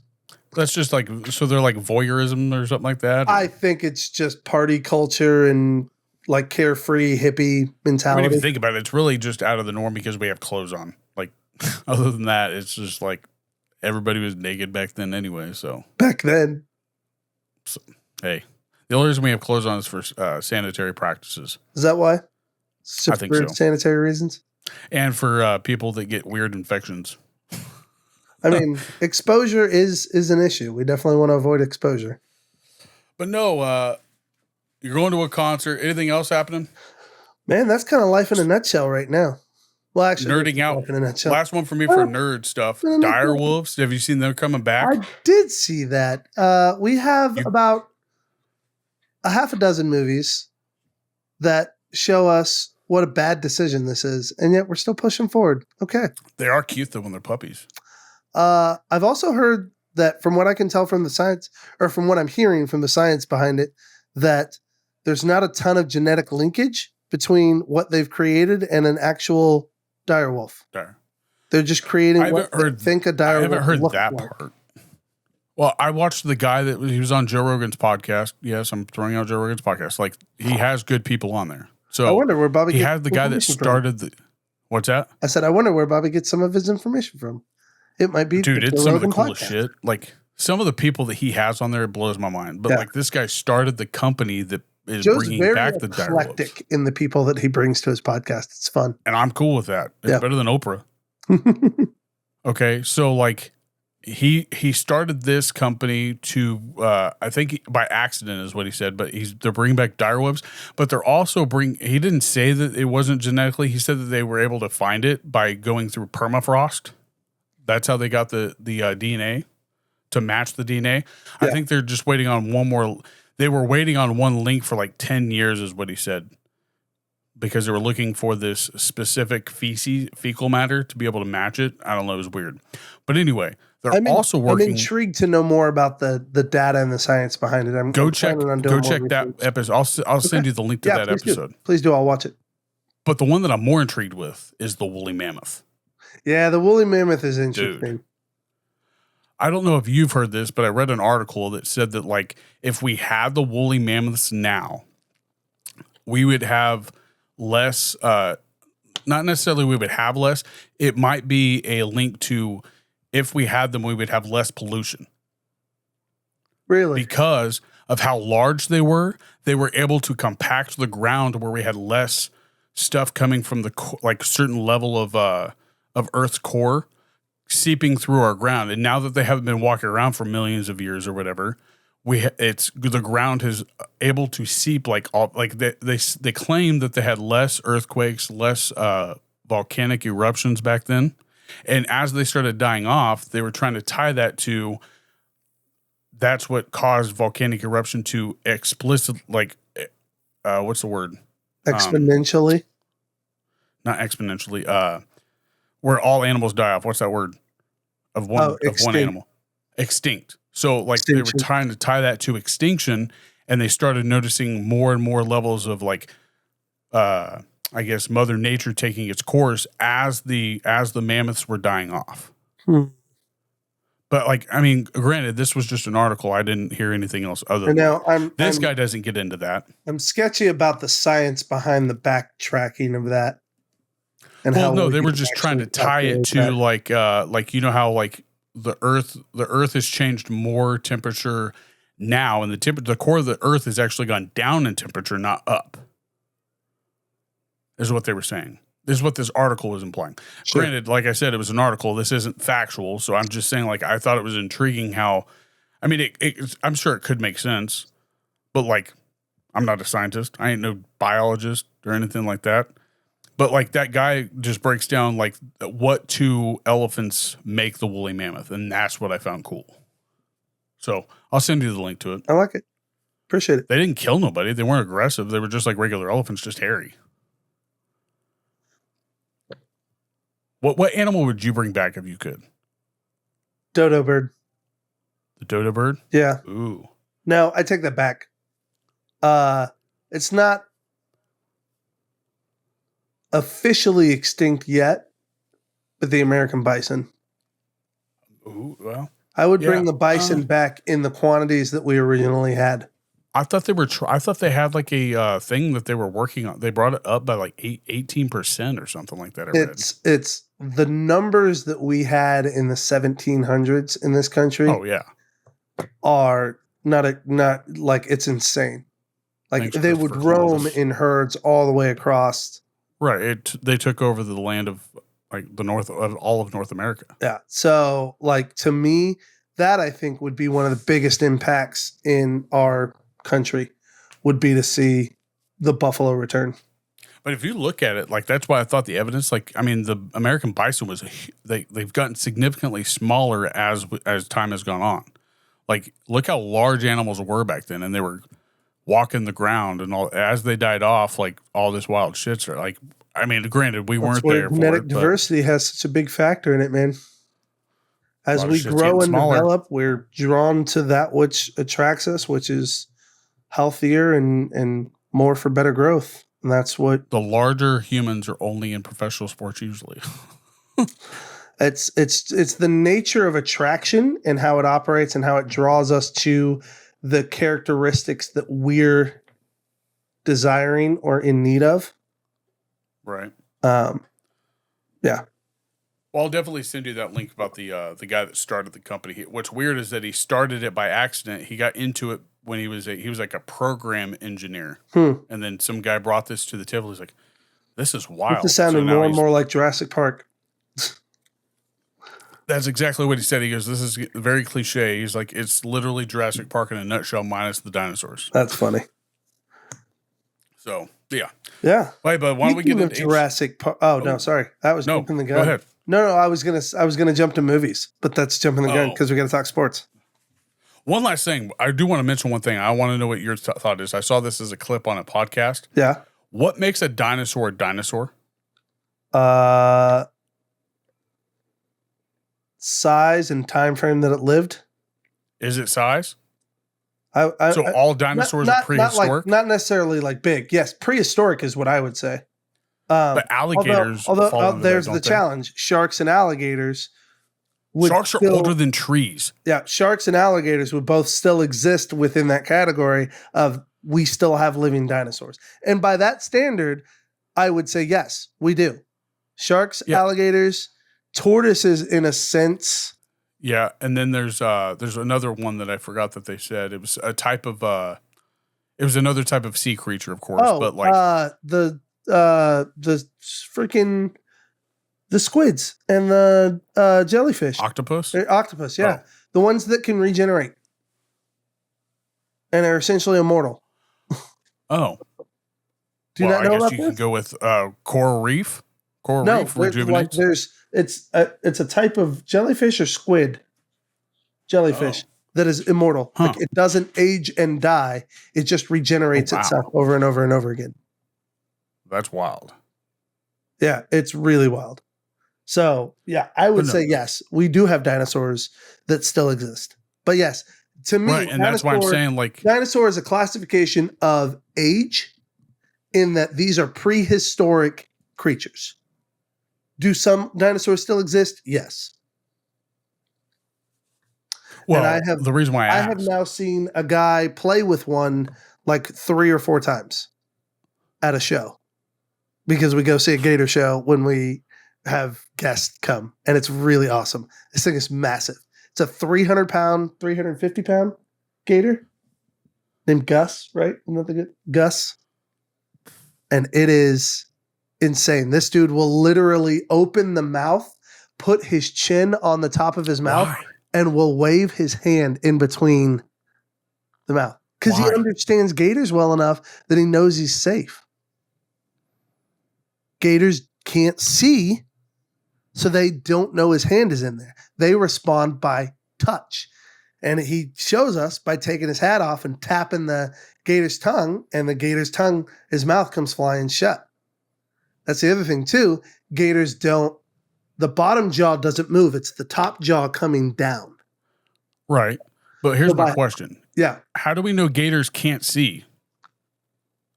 Physics, the angle of What do you where mean? their eyes are. Right. The But they inside can of their they mouth. just can't see what's in front of them. They can see what's outside. They can't see when he's doing that trick. They can't Right. see his hand passing Gotcha. forth back and Okay. through his At mouth. first I was like, wait, I never heard gators were blind. No, they're not blind. The They gators just can't get their see peripherals in that of- specific maneuver of what he's doing. A gator cannot see his hand, so he is safe to be able to move his hand in and out of that mouth. That gator That makes more sense. waiting for a feel of something to close his jaw. It's like a Venus flytrap. Yeah. And yeah. But yeah, no, he still, goofs around why? with that dang gator and does all sorts of stuff. And then we get to hold baby gators afterwards. So it's really cool. You're going to What's come wrong and with visit, and I'm going to take you to it too. And you're going to love it. I ain't holding no And you're going to fucking hold a gator. baby gator.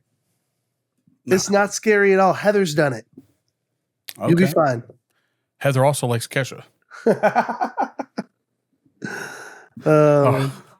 We were talking. The reason why I asked that, I brought that up because somebody made a good point. He's like when things go extinct, like could we classify them as dinosaurs at that point? And like the guy goes, I don't know why not. No, Like, they're not But why? dinosaurs. Because they lived within current human age.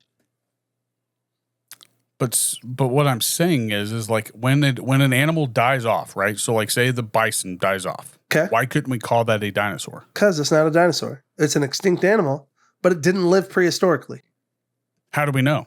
They up in the, Oh, that's what I'm okay. saying. Okay. I see what you're saying now. That's You're what saying, I'm how do saying. we know that the bison wasn't around back then? Yes. You're 100% right. And You're and they've got 100% right. And I take it back. There's no real way of defining and knowing which ones. We're just basing it because we know these ones are already dead. because we've seen And we Jurassic don't have Park. these animals with us now. But that just means that they went extinct back then and not now. Oh, snap. Because you have the I North like it, American Todd. lion that's extinct, but was around during like dinosaur times. I buy in. 100% I buy into this. I'm on board with that. If it's extinct, if it goes extinct in our lifetime, and we can't track its origin as a species, then we have to assume it's a dinosaur, right? We can't truly know it's not. Right. And that's why I was asking. I was like, I love it. And maybe Everything's go, a dinosaur. what is They're all what is- dinosaurs. They're all dinosaurs. Everything's a dinosaur. Right. And like, we don't know what did or didn't live, but like it was You just a good know thought. I what was we like, do why do we know, though? call? Like wiener dogs. Wiener dogs Right. are not Agreed. dogs. Yes. Wiener Chickens? dogs specifically, no. Chickens? Chickens, yes. Freaking ground pterodactyls. Trying to think what else have we created Labradoodles. Elephant, I would say, would be a type of dinosaur when it dies off. Well, in theory, what I'm getting at is all of it's dinosaurs. We don't know. Right. And that's what I'm saying. Unless, why do we call things dinosaurs that we don't know to be why don't we call them dinosaurs? That was my question, I guess. You know who didn't call it a dinosaur? God. George Washington. Do you know why? What do you call it? No. Because the first fossil wasn't found until after he died. So he didn't know that dinosaurs for real? existed. Yep. The very first fossil was found after he dinosaur died? fossils is a relatively new phenomenon, bud. I thought the first one was found up in I thought I read somewhere that it was found in the early 1600s. Maybe locally, but as far as worldwide phenomenon of dinosaur, okay. I was your average person wouldn't know that a dinosaur exists. If you want to say, a community found a dinosaur skeleton back in the 1600s, sure, but the world did not know dinosaurs existed until the whole fossil, the whole definition of a fossil or fossilization came around after that George is a Washington. new concept, and Washington would not have been around to hear that. So, gotcha. I was wait a minute, bro. There's a fun little timeline fact for you. Well, while we get into HEW, so we can wrap this up. Yeah, into sports and your We'll talk some entertainment. sports and some movies and TV shows. Well, HEW Legacy. Let's not forget. Go follow them on all social platforms. Yes, at HEW Live 23. Live 23. This week this coming Saturday, a week from today, It's Legacy. On a Saturday, It's a big one. Legacy 2 coming up April 26th at the Osage Rec Center. Matches not all matches have been announced, but we do have a few. I think the VIP is pretty big. VIP solid. It's a 8-man tag team between No Coast Yakuza, and I don't know if you're familiar with them. It's not. A mixture of Cutthroat Chris Vale, Christian Temple, and Remington Roar. Nice. So I guess it's a 6-man. Sorry, it's a 6-man tag team. Okay. And then the other team is the Coda brand, and you're not familiar with them. They came out of Oklahoma, and I think they've been here around 3 shows now. Okay. So they're fairly new to you also. Nice. So that's the VIP match. All right. And then they have a 6-man ladder match for the HEW Heartland title. I'm pumped about that one's going to be exciting. You got 2 Chonklas in there. Well, you got 2 what is it? Luchadors? No, you only I got guess one it's not a luchador. Yeah. Bruiser's one the only luchador in it. Yeah, it's you've got 2 Empire Bruisador. 2 Empire members in that 6-man ladder match. So that's intriguing to me. I'm rooting on Bruisador. I want to see him. I want to see him kick some butt. That's my buddy. I don't know, man. Get it, Bruisador. I believe in you. But the ones that are in there is Bruisador, Jose, Gerardo. Oh, that's right. Jose's in it. Oh, Colt Kinnaman.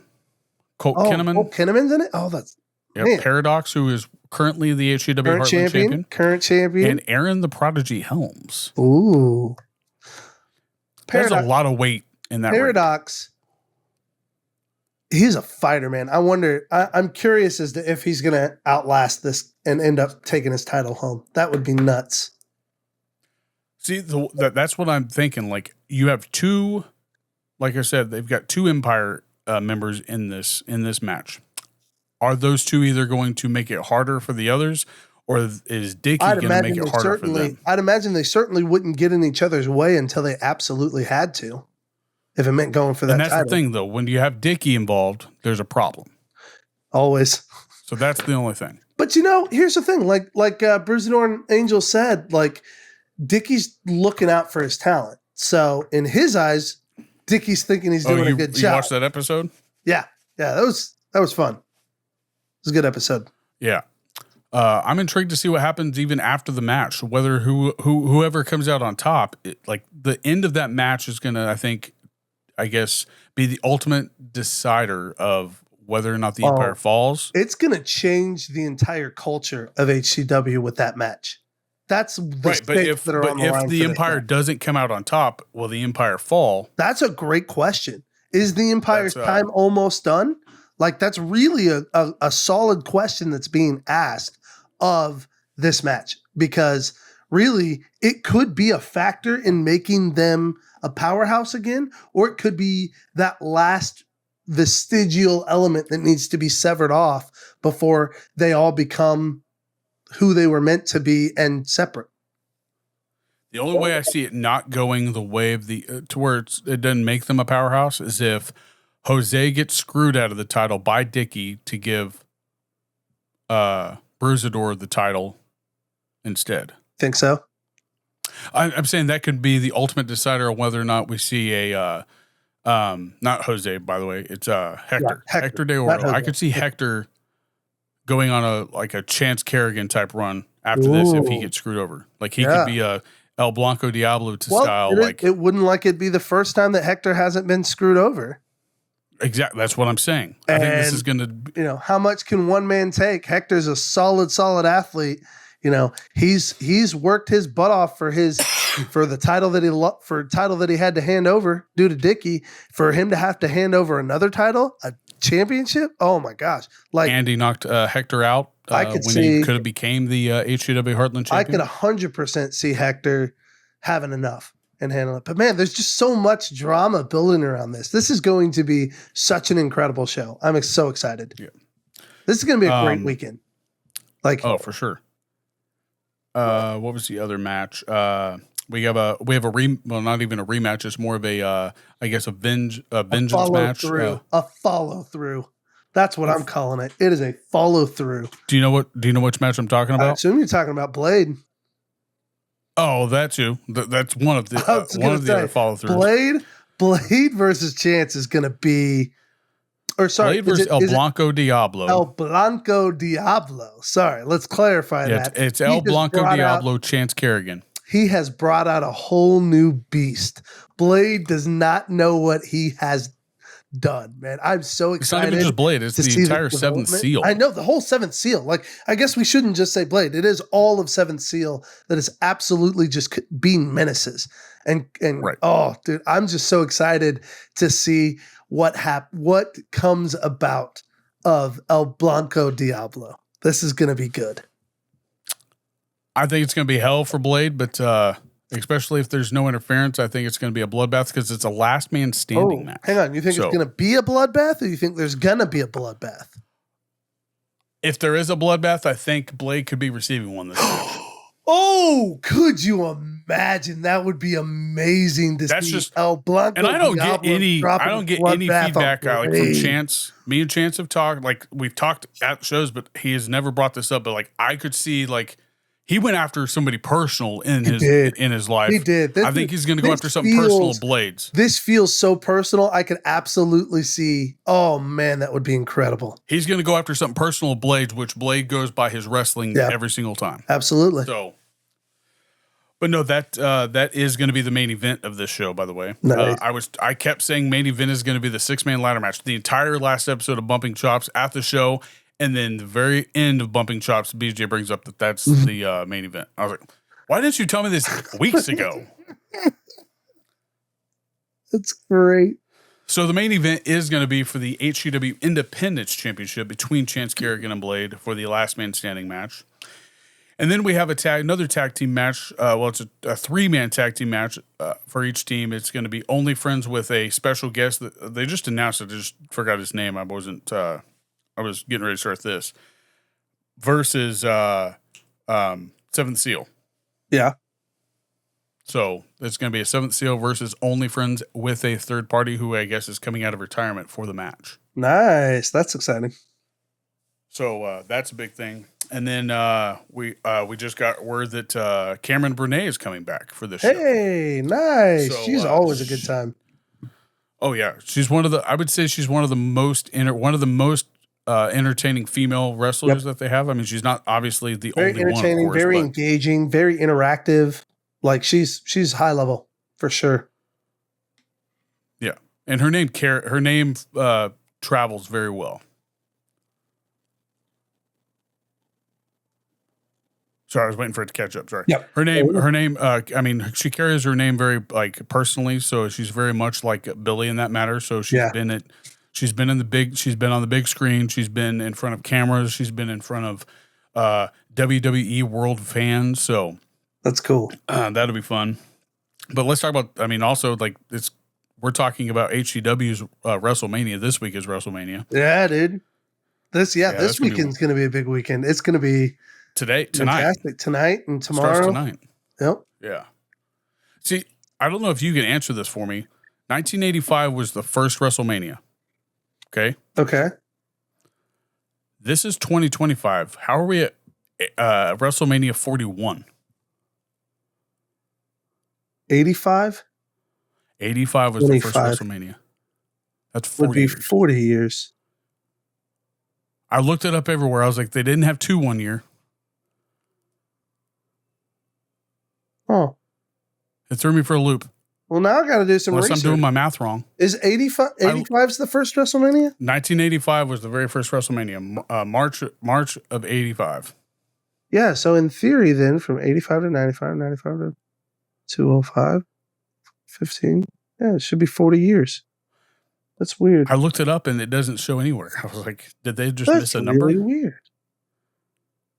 Because WrestleMania 40 wasn't that long ago. It was last year. Was it last year? With Undertaker coming back and chokeslamming Cena. Well, then what's confusing about that? Last year was 40 of 2024. That would have been 39. That would have been 39 years. Oh, so it's one off? Yeah, they're one ahead somehow. I don't know how, unless I'm doing my math wrong. 1985 to 2025 is 40 years. 85, 86, WrestleMania 41. 87. No. Hang on. No, the 1 starts on the 5. 1 started on 85, right? But when you subtract so 10 years later, years later, WrestleMania 11, that would be 10 years later would be WrestleMania 11. 10 years from 1985 is 1995. Which would be WrestleMania 11. So no, that would be WrestleMania 10. No, it's 10 years later. You already did WrestleMania 1. So 10 years later, you're doing WrestleMania 11. Yeah, so my math is wrong. Okay. You're not counting the first one, is what you're not in your head. I'm going by years. It's 40 years, but it starts at 1, not at 0. Gotcha. So, see, math was not my strong subject. I Christmas treated. But yeah, my sister, who was born in 85, is turning 40 because she starts at 0. She's not a year old until she turns a year. Whereas WrestleMania 1 is the first. Is in 85. Gotcha. Yeah. I was like, how is this not 40? It's right. It's just the fact that you're trying to start from 0 instinctively, as we all would. Gotcha. But, yeah. But also, last thing about what was the other one? Oh, the rematch that I was telling you about that's more of a vengeance match is going to be the realist Calvin Aldridge versus the gorgeous Gavin Bush after smashing a mirror over the top of Calvin's head in the 10-man rumble, destroying his head. Dang. So that'll be some good revenge fight then. So, I think we're going to see a lot of Gavin's talent. This is going to be a good Gavin's got a lot of talent. Good. I think he's going to be a very top watched wrestler at HCW for a long time. Good. What's another? Oh, the Leavenworth shows. They canceled the Leavenworth shows for the time being until I guess they're going to reevaluate that probably somewhere. I haven't been told anything. So for the time being, Leavenworth is now off the schedule, and now they have Salina dates. The first Salina show is July 20. I'm so excited for them to start building in Salina. That's going to be awesome. I forgot what day it was. It's July something. But Salina shows, and then he asked me to do that because he was going to have Chris do it, but Chris is booked for all but one show, I think, for his concerts and stuff. So, that's so sad. So we'll see. He's busy though. I've never been to Salina for wrestling, so. But anyway, that's HCW. Make sure you're following them on all social platforms. They go live this weekend.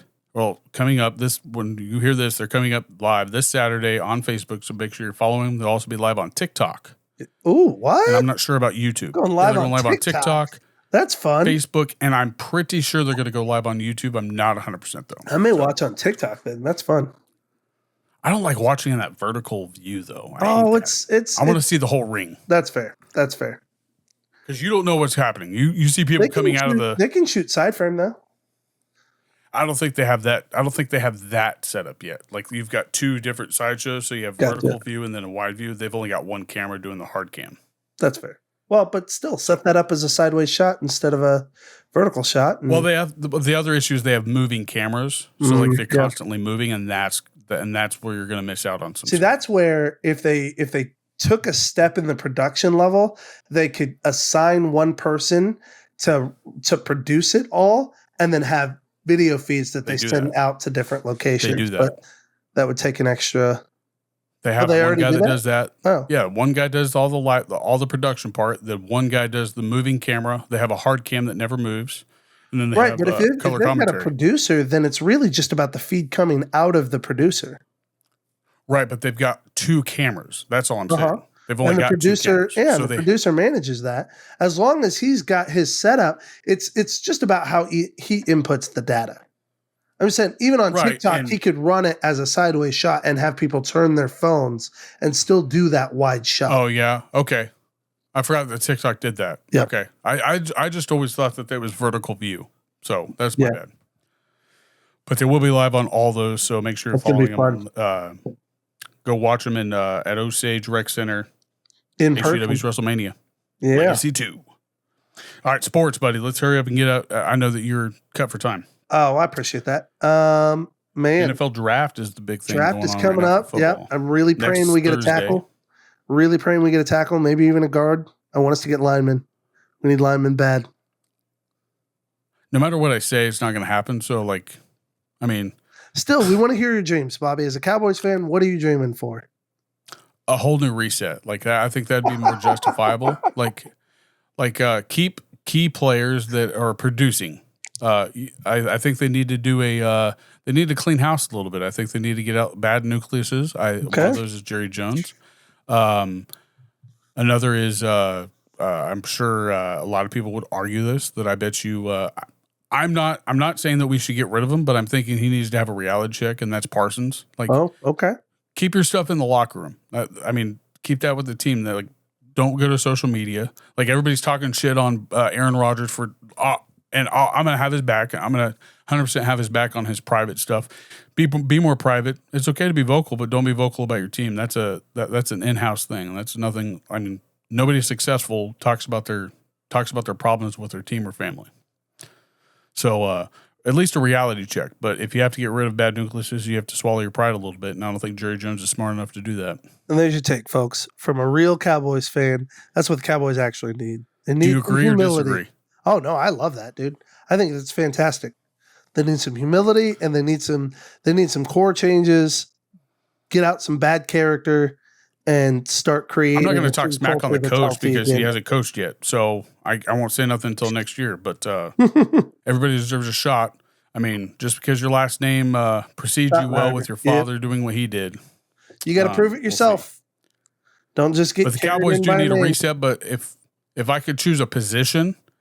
Give me a position that you want drafted. Well, first I'm going to start with offensive line because if you don't have an offensive line, you don't have an offense. Amen. You can make a great running back. We've been proven that 100 times. If you have a good offensive line, you can make a great running back. A great O-line can make any running back good. Well, appear great. A great offensive line can make a running back appear great when they're only good. So, but that's my take. But I would also take tight end. I think that that's a big thing that NFL teams are utilizing that the Cowboys haven't had since Jason Witten left. That's a good take. I like that. Really do. So, but about Aaron Rodgers, I had a thought. I was going to ask you, how do you feel about that whole thing going on with him? Tell me more. Are you talking about the fact that he hasn't committed to a team? Well, not just that he hasn't signed. Yeah. Just people that are just the haters. He's not the only player that has ever been private, and that's my problem with No, I think you're just you're at the weird intersection of celebrity and sports. And the problem... But where's he a celebrity at? He's a celebrity because he's a sports legend and because he's so weird. Right. But he spends so much time on the Pat McAfee show and stuff like that he hasn't been on there for 6 months. Well, This is the first episode. let me finish what I'm saying. His celebrity status comes from what he's done off the field that's been so public. So when you talk about him being less public, it's funny to me because that's part of what makes Rodgers who he is. He is a bit of a drama queen that wants people talking about him. I think it's why he continues to do what he does. It's why I think he's partially dragging out what he's dragging out. How many real offers does he have? We don't actually know. But we wouldn't know unless we were him or unless less teams wanted to make it public. Right. But he came out on Pat McAfee yesterday and said that he's got right now he has one full standing offer and they're in agreement to wait after the draft. Okay. Him and the Steelers. Perfectly fine. But the assumption was that the Steelers were trying to pressure him into signing a contract and that he didn't want to settle for something blah, blah, blah, blah, blah. We don't know that. And now we do, that he's now came on the Pat McAfee show and talked about it. But what I'm saying, I'm not saying that he's not a drama queen, whether or not he is or isn't. What I'm saying is that people are throwing, they're mislabeling, drama queen with just unique. Business? Business. Or quirky? Well, Marshawn Lynch, he was a weird guy. Yeah. But nobody was throwing shade at him when he wouldn't be in the public talking about specifics. So that's when he all was they on, were doing, Bobby. No, they praised him for being got all sorts of crap from people because he wouldn't do interviews. He got praised for doing that one. He got praised by certain people, but most of the media and most people. I never heard anything bad from him. Really? No. All the NFL and old school fans could talk about was how annoying it was that he was making it about him. Just do the press interviews. Just do the talk. It's part of the game. Yada, yada, yada. And he made one comment saying, I'm here so I don't get fined. Since he's retired and shown his personality, that Beast Mode has become a lot more appreciated for what he did. For who I don't remember getting heat. That's he got tons of heat when he was a player. Peyton Manning? Stupid.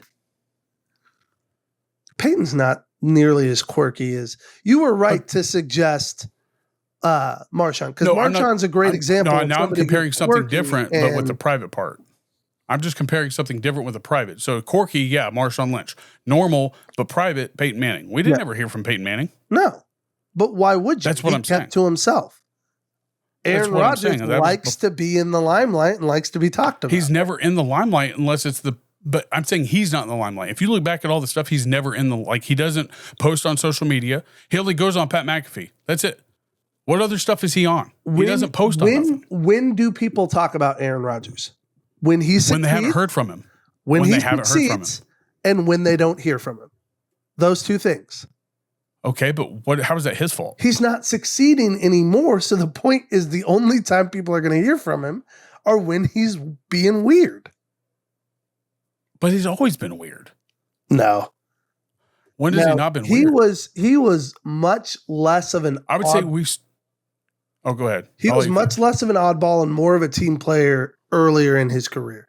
As he's gotten older, he's only gotten more persnickety about the way he plays, and he's gotten more critical and blames others for performance instead of himself. I've never heard him blame anybody, but all right. He does in the media a lot. He talks about his receivers. I've never heard him actually blame it on anybody. When that coach that got fired, he didn't ever blame that coach, but people made the assumption that he did. Pat McAfee went back. This is what he did. He made a video reel of all the interviews he ever did. He never made one comment about any player or any coach, and he blamed him. He blamed it all on himself. 100% fact. Pat McAfee made a video reel about it. You talking about his time with the Jets? Jets, Packers, and now being fired from the Jets. I'm specifically referring to his time with the Jets. Even with the Jets, he never blamed the coach. He never complained about any of his receivers. No, not once. Not once did he took every single... This is also Pat McAfee making it. I didn't go in and look at all these videos. Okay. He made a reel. Okay? Okay. But this is what I will say, and this is where I'll leave it. He didn't start getting in the limelight and hate until after the whole COVID vaccine crap that came out. Well, that's where it started. I would agree that was one of the first places. But also, what did he do? Refused to take a vaccine. More than that, implied that he had, and then didn't. and it was the fake out that threw people off. Oh, I didn't ever hear that happen. Yeah, it's 100% what the drama around I only heard him say that he's refusing to take it. No, the COVID thing was originally he implied that he was taking it to play. Oh, I never heard that. And then when it actually came down to it, he was like, no, I never took it. I just don't remember of that. Yeah, that I was know. I mean, drama I around just, him. see, the only drama I heard is that he was refusing to take it because he was making claims that it was like there are claims that it's harmful for reproductive systems. And when it came to heard. like when it came to explaining himself afterwards, yeah, that's what he was saying. But initially, he just kind of played it off as he was taking it. Okay.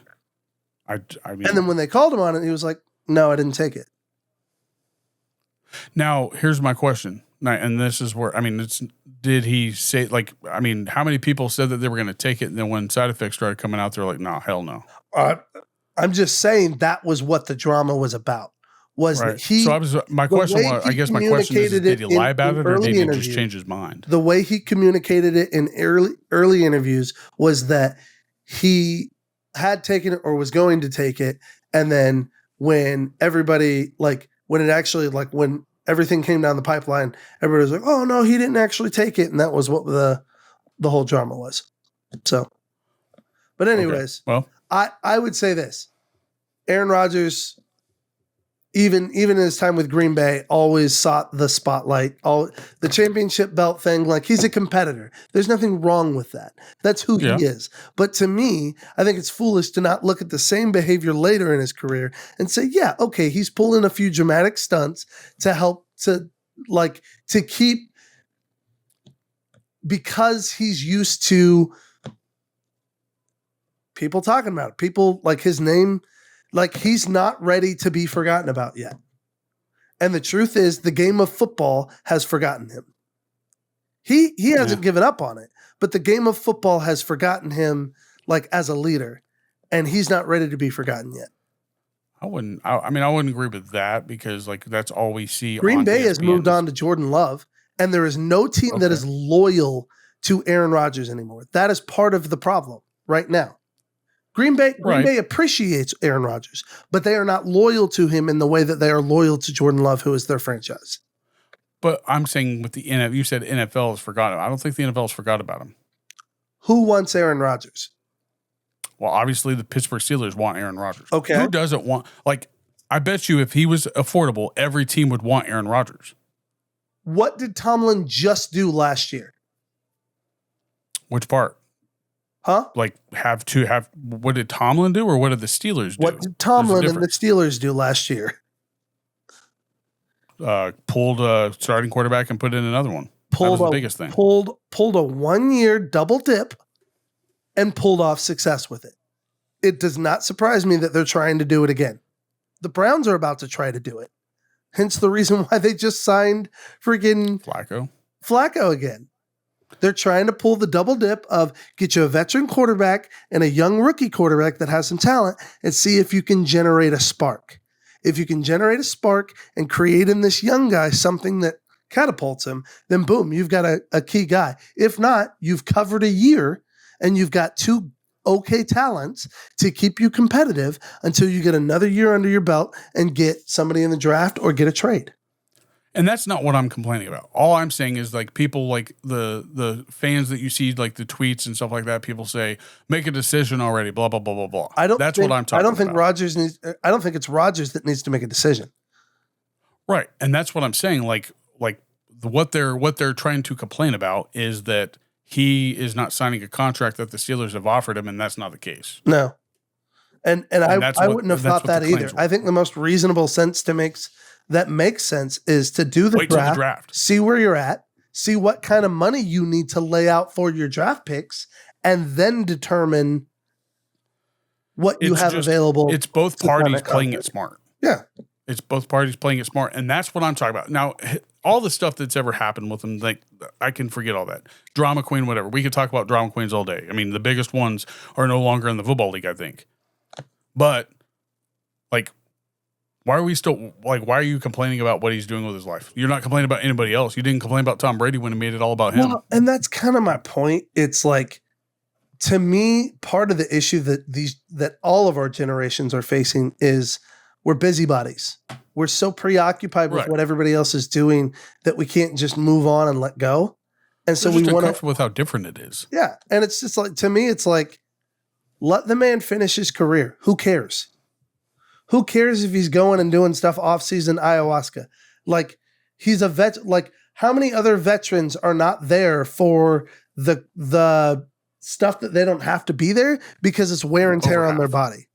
Like, over half. So stop picking him out of the crowd just because he's doing weird crap. Like, just let the man finish his career and ride off into the sunset. But what I find funny, though, is people want originality, but yet they want it until it happens. Yeah, and then they complain about it, and they're like, oh, he's so, he's ruining the game. He's a sellout. Like, stop. He's not really sellout. Yeah.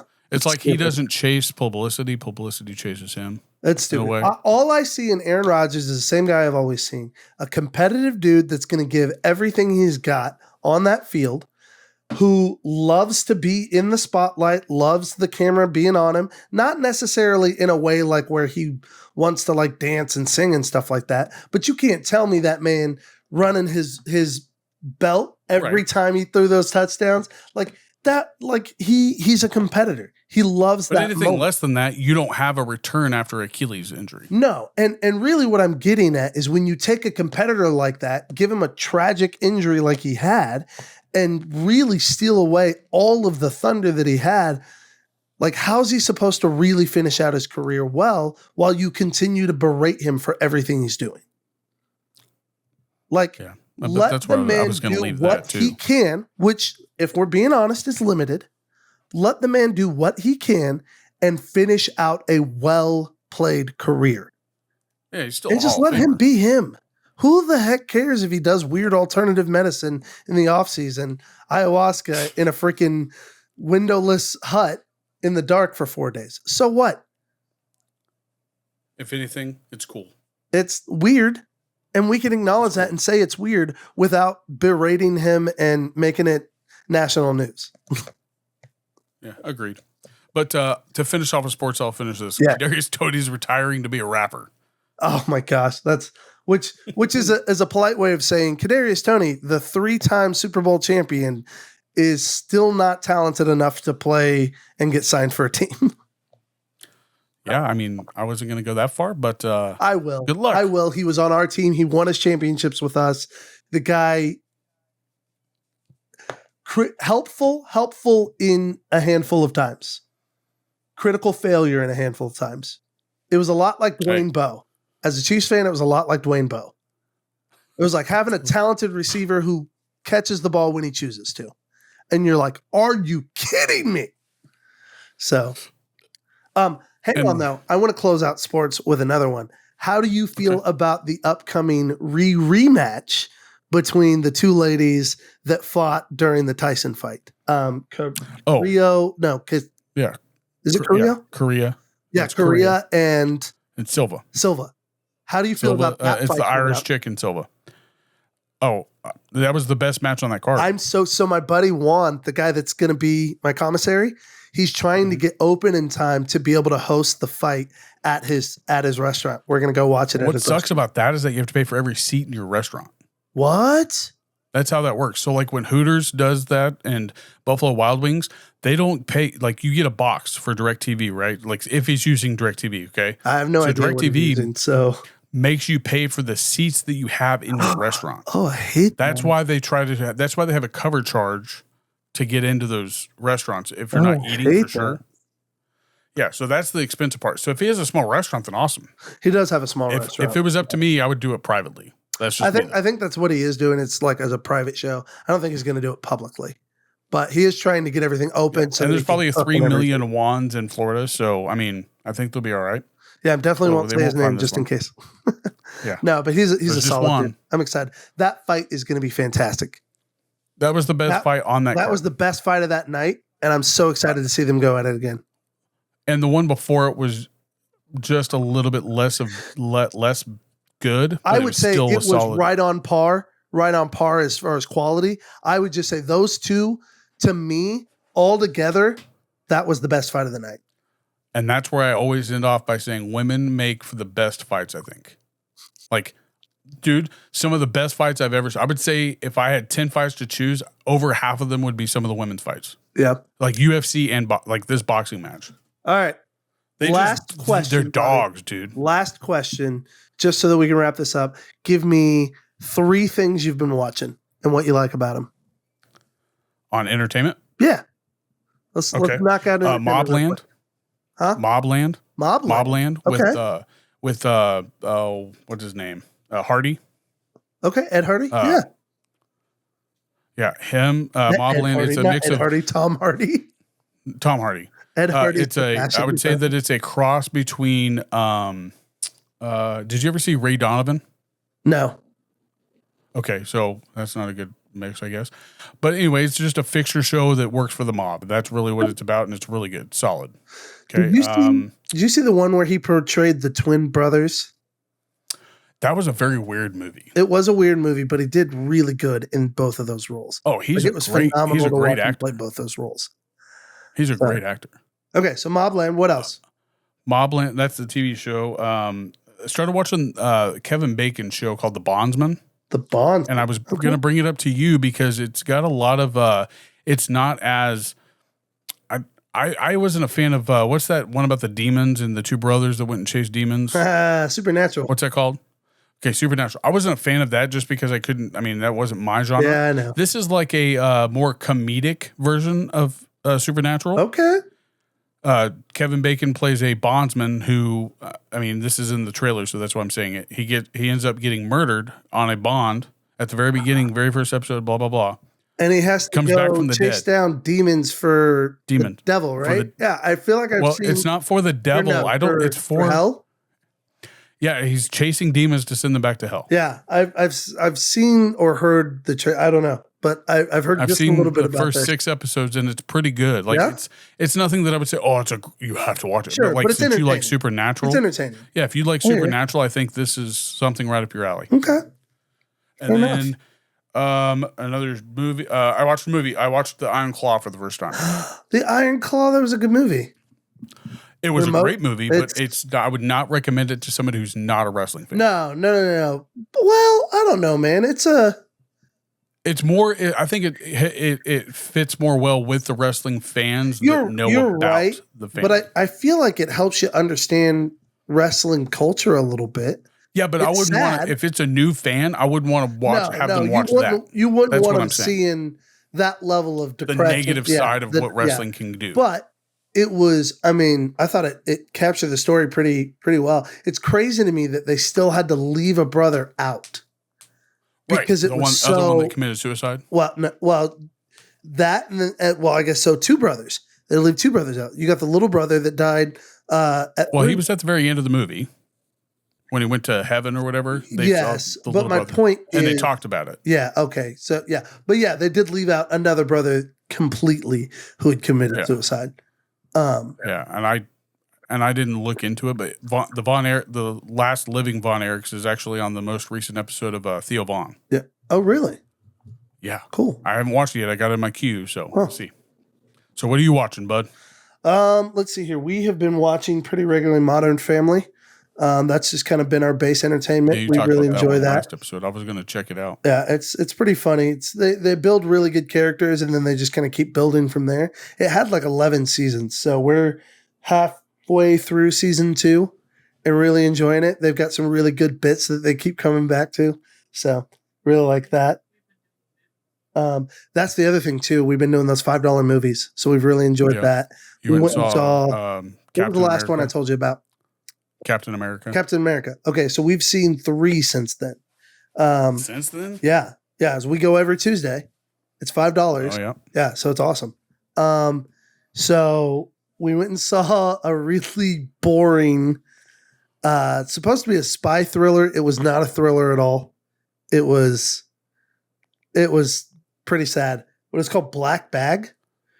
Yeah, you told me about that too. Yeah, that one wasn't super exciting. You said it's very. You said people would enjoy it. It's supposed to be character and visual driven. The director's a very well known visual director. Yeah, that's what and so you there's a said lot that of was really one of the good visuals. visuals on it. I will admit that. But like storyline's weird, the plot's not that great, and ultimately like it's just meant to pit like these two like spy husband and wife against each other, and it's like about them Like overcoming Mr. it. and Mrs. Smith It's got Mr. and Smith vibes, but nowhere near the action or entertainment. comedy. Yeah. So it was like it was plot, but none of the character that you needed. So that one wasn't great. But then we also watched You should go see The Accountant. Death too, of a when it comes out. Unicorn. Oh, we're definitely watching The Accountant too. Death of a Unicorn. Death of a Unicorn, which is Paul That just Rudd screams weird. and Jenna Ortega. And it was kind of political, I would say, without being like subvertly political. And it was kind of like anti-bougie, like the wealthy has control of things. And so the premise is that unicorns exist, and it's kind of builds on some of the lore of unicorns and that like they have healing properties, stuff like that. But then they kind of paint it as like they're also like these terrifying creatures and can be violent. And so it's like revenge of these creatures, but then like this father and daughter who are trying to like bond, but also like keep the rich people from, well, That sounds like somebody wrote that on mushrooms. it's 100% a drug trip. It's 100% a drug trip. But it's like it's not a bad movie. Like it's just weird. It's very weird. Because I saw that they had a new one on Netflix about like it's got the girl from what's that show that everybody was watching on Netflix? It was huge about the like 80s, about the nerdy kids back in the 80s. Millie Bobby Brown, Stranger Things. Yeah, Electric Stranger State. Things. Her. We've watched that too. Electric Yeah. State with her and Chris Pratt. Like that's. I saw the trailer for it. It's very trippy looking. Like it's like It's honestly pretty fun. It's a good like action sci-fi. Lots of branding, if that makes sense. But it's Right. meant to be just a good fun story, and it is. It is like I would is it recommend similar it. to that like Life of a Unicorn or Death of a Unicorn? No, not yeah, I'd say we'd recommend Electric State before we'd recommend Death of a Unicorn. Death of a Unicorn, like I said, was a little political. It was kind of like anti-capitalist, if that makes sense. Yeah, I can look past that. So can I.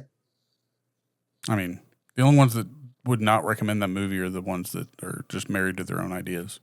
And that's it. That's why I'm saying it is like to give everybody a grain of salt and just say, hey, if you're gonna watch this, just be prepared that like it's meant to be like, oh, the rich are abusing us and taking advantage, and the rich do act in very like calloused and like nonchalant ways, like, and you know the greater good is talked about a lot, stuff like that. So, Well, and then we saw I'll check that one out. And then we saw an action movie called Drop. And that one, it was pretty good. I'd say a B minus. Probably could have used a little touch-ups on its storyline, but as far as its delivery and its acting and stuff, was well done. Like it was creative. It just, I think where it didn't deliver was there wasn't any surprises like you'd hope for in a movie like that. There weren't any twists. Yeah, there weren't any twists, and the ending was kind of rushed a little bit. So, Okay, but well, I wrote that one otherwise, down. its delivery is pretty good. I wrote that one down to look it up. So Yeah. but you still haven't watched The Offer yet, have you? No, I have not. You're so lame. There's also a new one coming out that I want to watch called The Studio. With It's on Apple. yeah, on Apple. I tried watching the first episode and I was like, oh, Really? Not that good? but it's not like It's not your cup it's of not tea. that I. Oh, sorry. Go ahead. No, I was asking, is it not your cup of tea? I'm not saying that it's bad. It's just not my. It's almost like found footage because it's all shot in one take. Have you ever seen the one about the cook, the chef? The Bear? What's that called? The Bear. I have you not seen that? watched The Bear. I've heard good things about it. It's very similar. Like The Bear is awesome, like, but Right. it's got a very good. It's got a very good premise about. But it's got a lot of tracking shots and follow shots, so it feels fast paced. And one episode of The Bear was shot in one take, and then this whole thing I think is shot in one take for every episode. And it's very. If you have anxiety, I would not recommend it. For Like, what it's show is not this? that like things happen, huh? What show is this? Sorry, you cut out. What show are you talking about? The studio. Studio, really? Okay. Yeah, it's just it's shot in that same format, Okay. like The Bear. Yeah. But I'm sure there's something there that like that somebody will like. I mean, there was a couple things that were funny, of course, but it's just not. Seth Rogen is I think a amazing comedic actor, but I don't think that was a role meant for him, in my opinion. Like him himself is too anxious. Gotcha. Like imagine Pineapple Express. Imagine him in Pineapple Express in a fast-paced shot movie. Okay. That's what I got from it, but it's just not as, and it's very unintentional. Like there's nothing, like there's really no plot, I don't think, other than him wanting to run a studio. Gotcha. So it's more That's so what like capturing a snapshot rather than actually telling a plot story. Well, there is a plot, and the plot is that he wants to take control, and he's always wanted to be in charge of a studio production. Okay. Like that's his plot. Now I'm sure that there's more meaning to it than that, but I lost attention. My attention faded pretty quickly just because of. I mean, I was I'd rather look at my phone. That's great. But I'm sure it's great for people that like that type of shot movie or show, I guess. But it is very you've got to pay attention the whole time, it seems like. All right. Good to know. But no, that's my take. I like it. But go check out the damn offer. All right, I'll watch it. Gosh. You said that a year ago. Well, I've been busy. I got other things. Watching Death of a Unicorn. Movies with my wife because it's cheap. Well, your wife will like the offer too, and then make her watch The Godfather after. She will not. Make her watch The Godfather after. Think so? Yeah, dude, I had way more appreciation for the movie. Because like I said, when we saw The Godfather, it was just a movie. Like we didn't understand it, but like this show really makes it like it gives it more of a, I guess, backstory of why it was a book. Right. So that's why I think I appreciated it more. Well, but I think that's an episode. Make sure you go follow our our sponsors, Rage Beef Jerky and Heartland Championship Wrestling. At Rage Beef Jerky on also Facebook and Instagram. Visit their website for 15% off using the code CHUBBY. And watch HUW Live this weekend for their Legacy WrestleMania 2 event. Legacy 2. All right. But I love you, guys. Have a good one. Bye. Make sure to like and subscribe. Bye. Yes. Bye.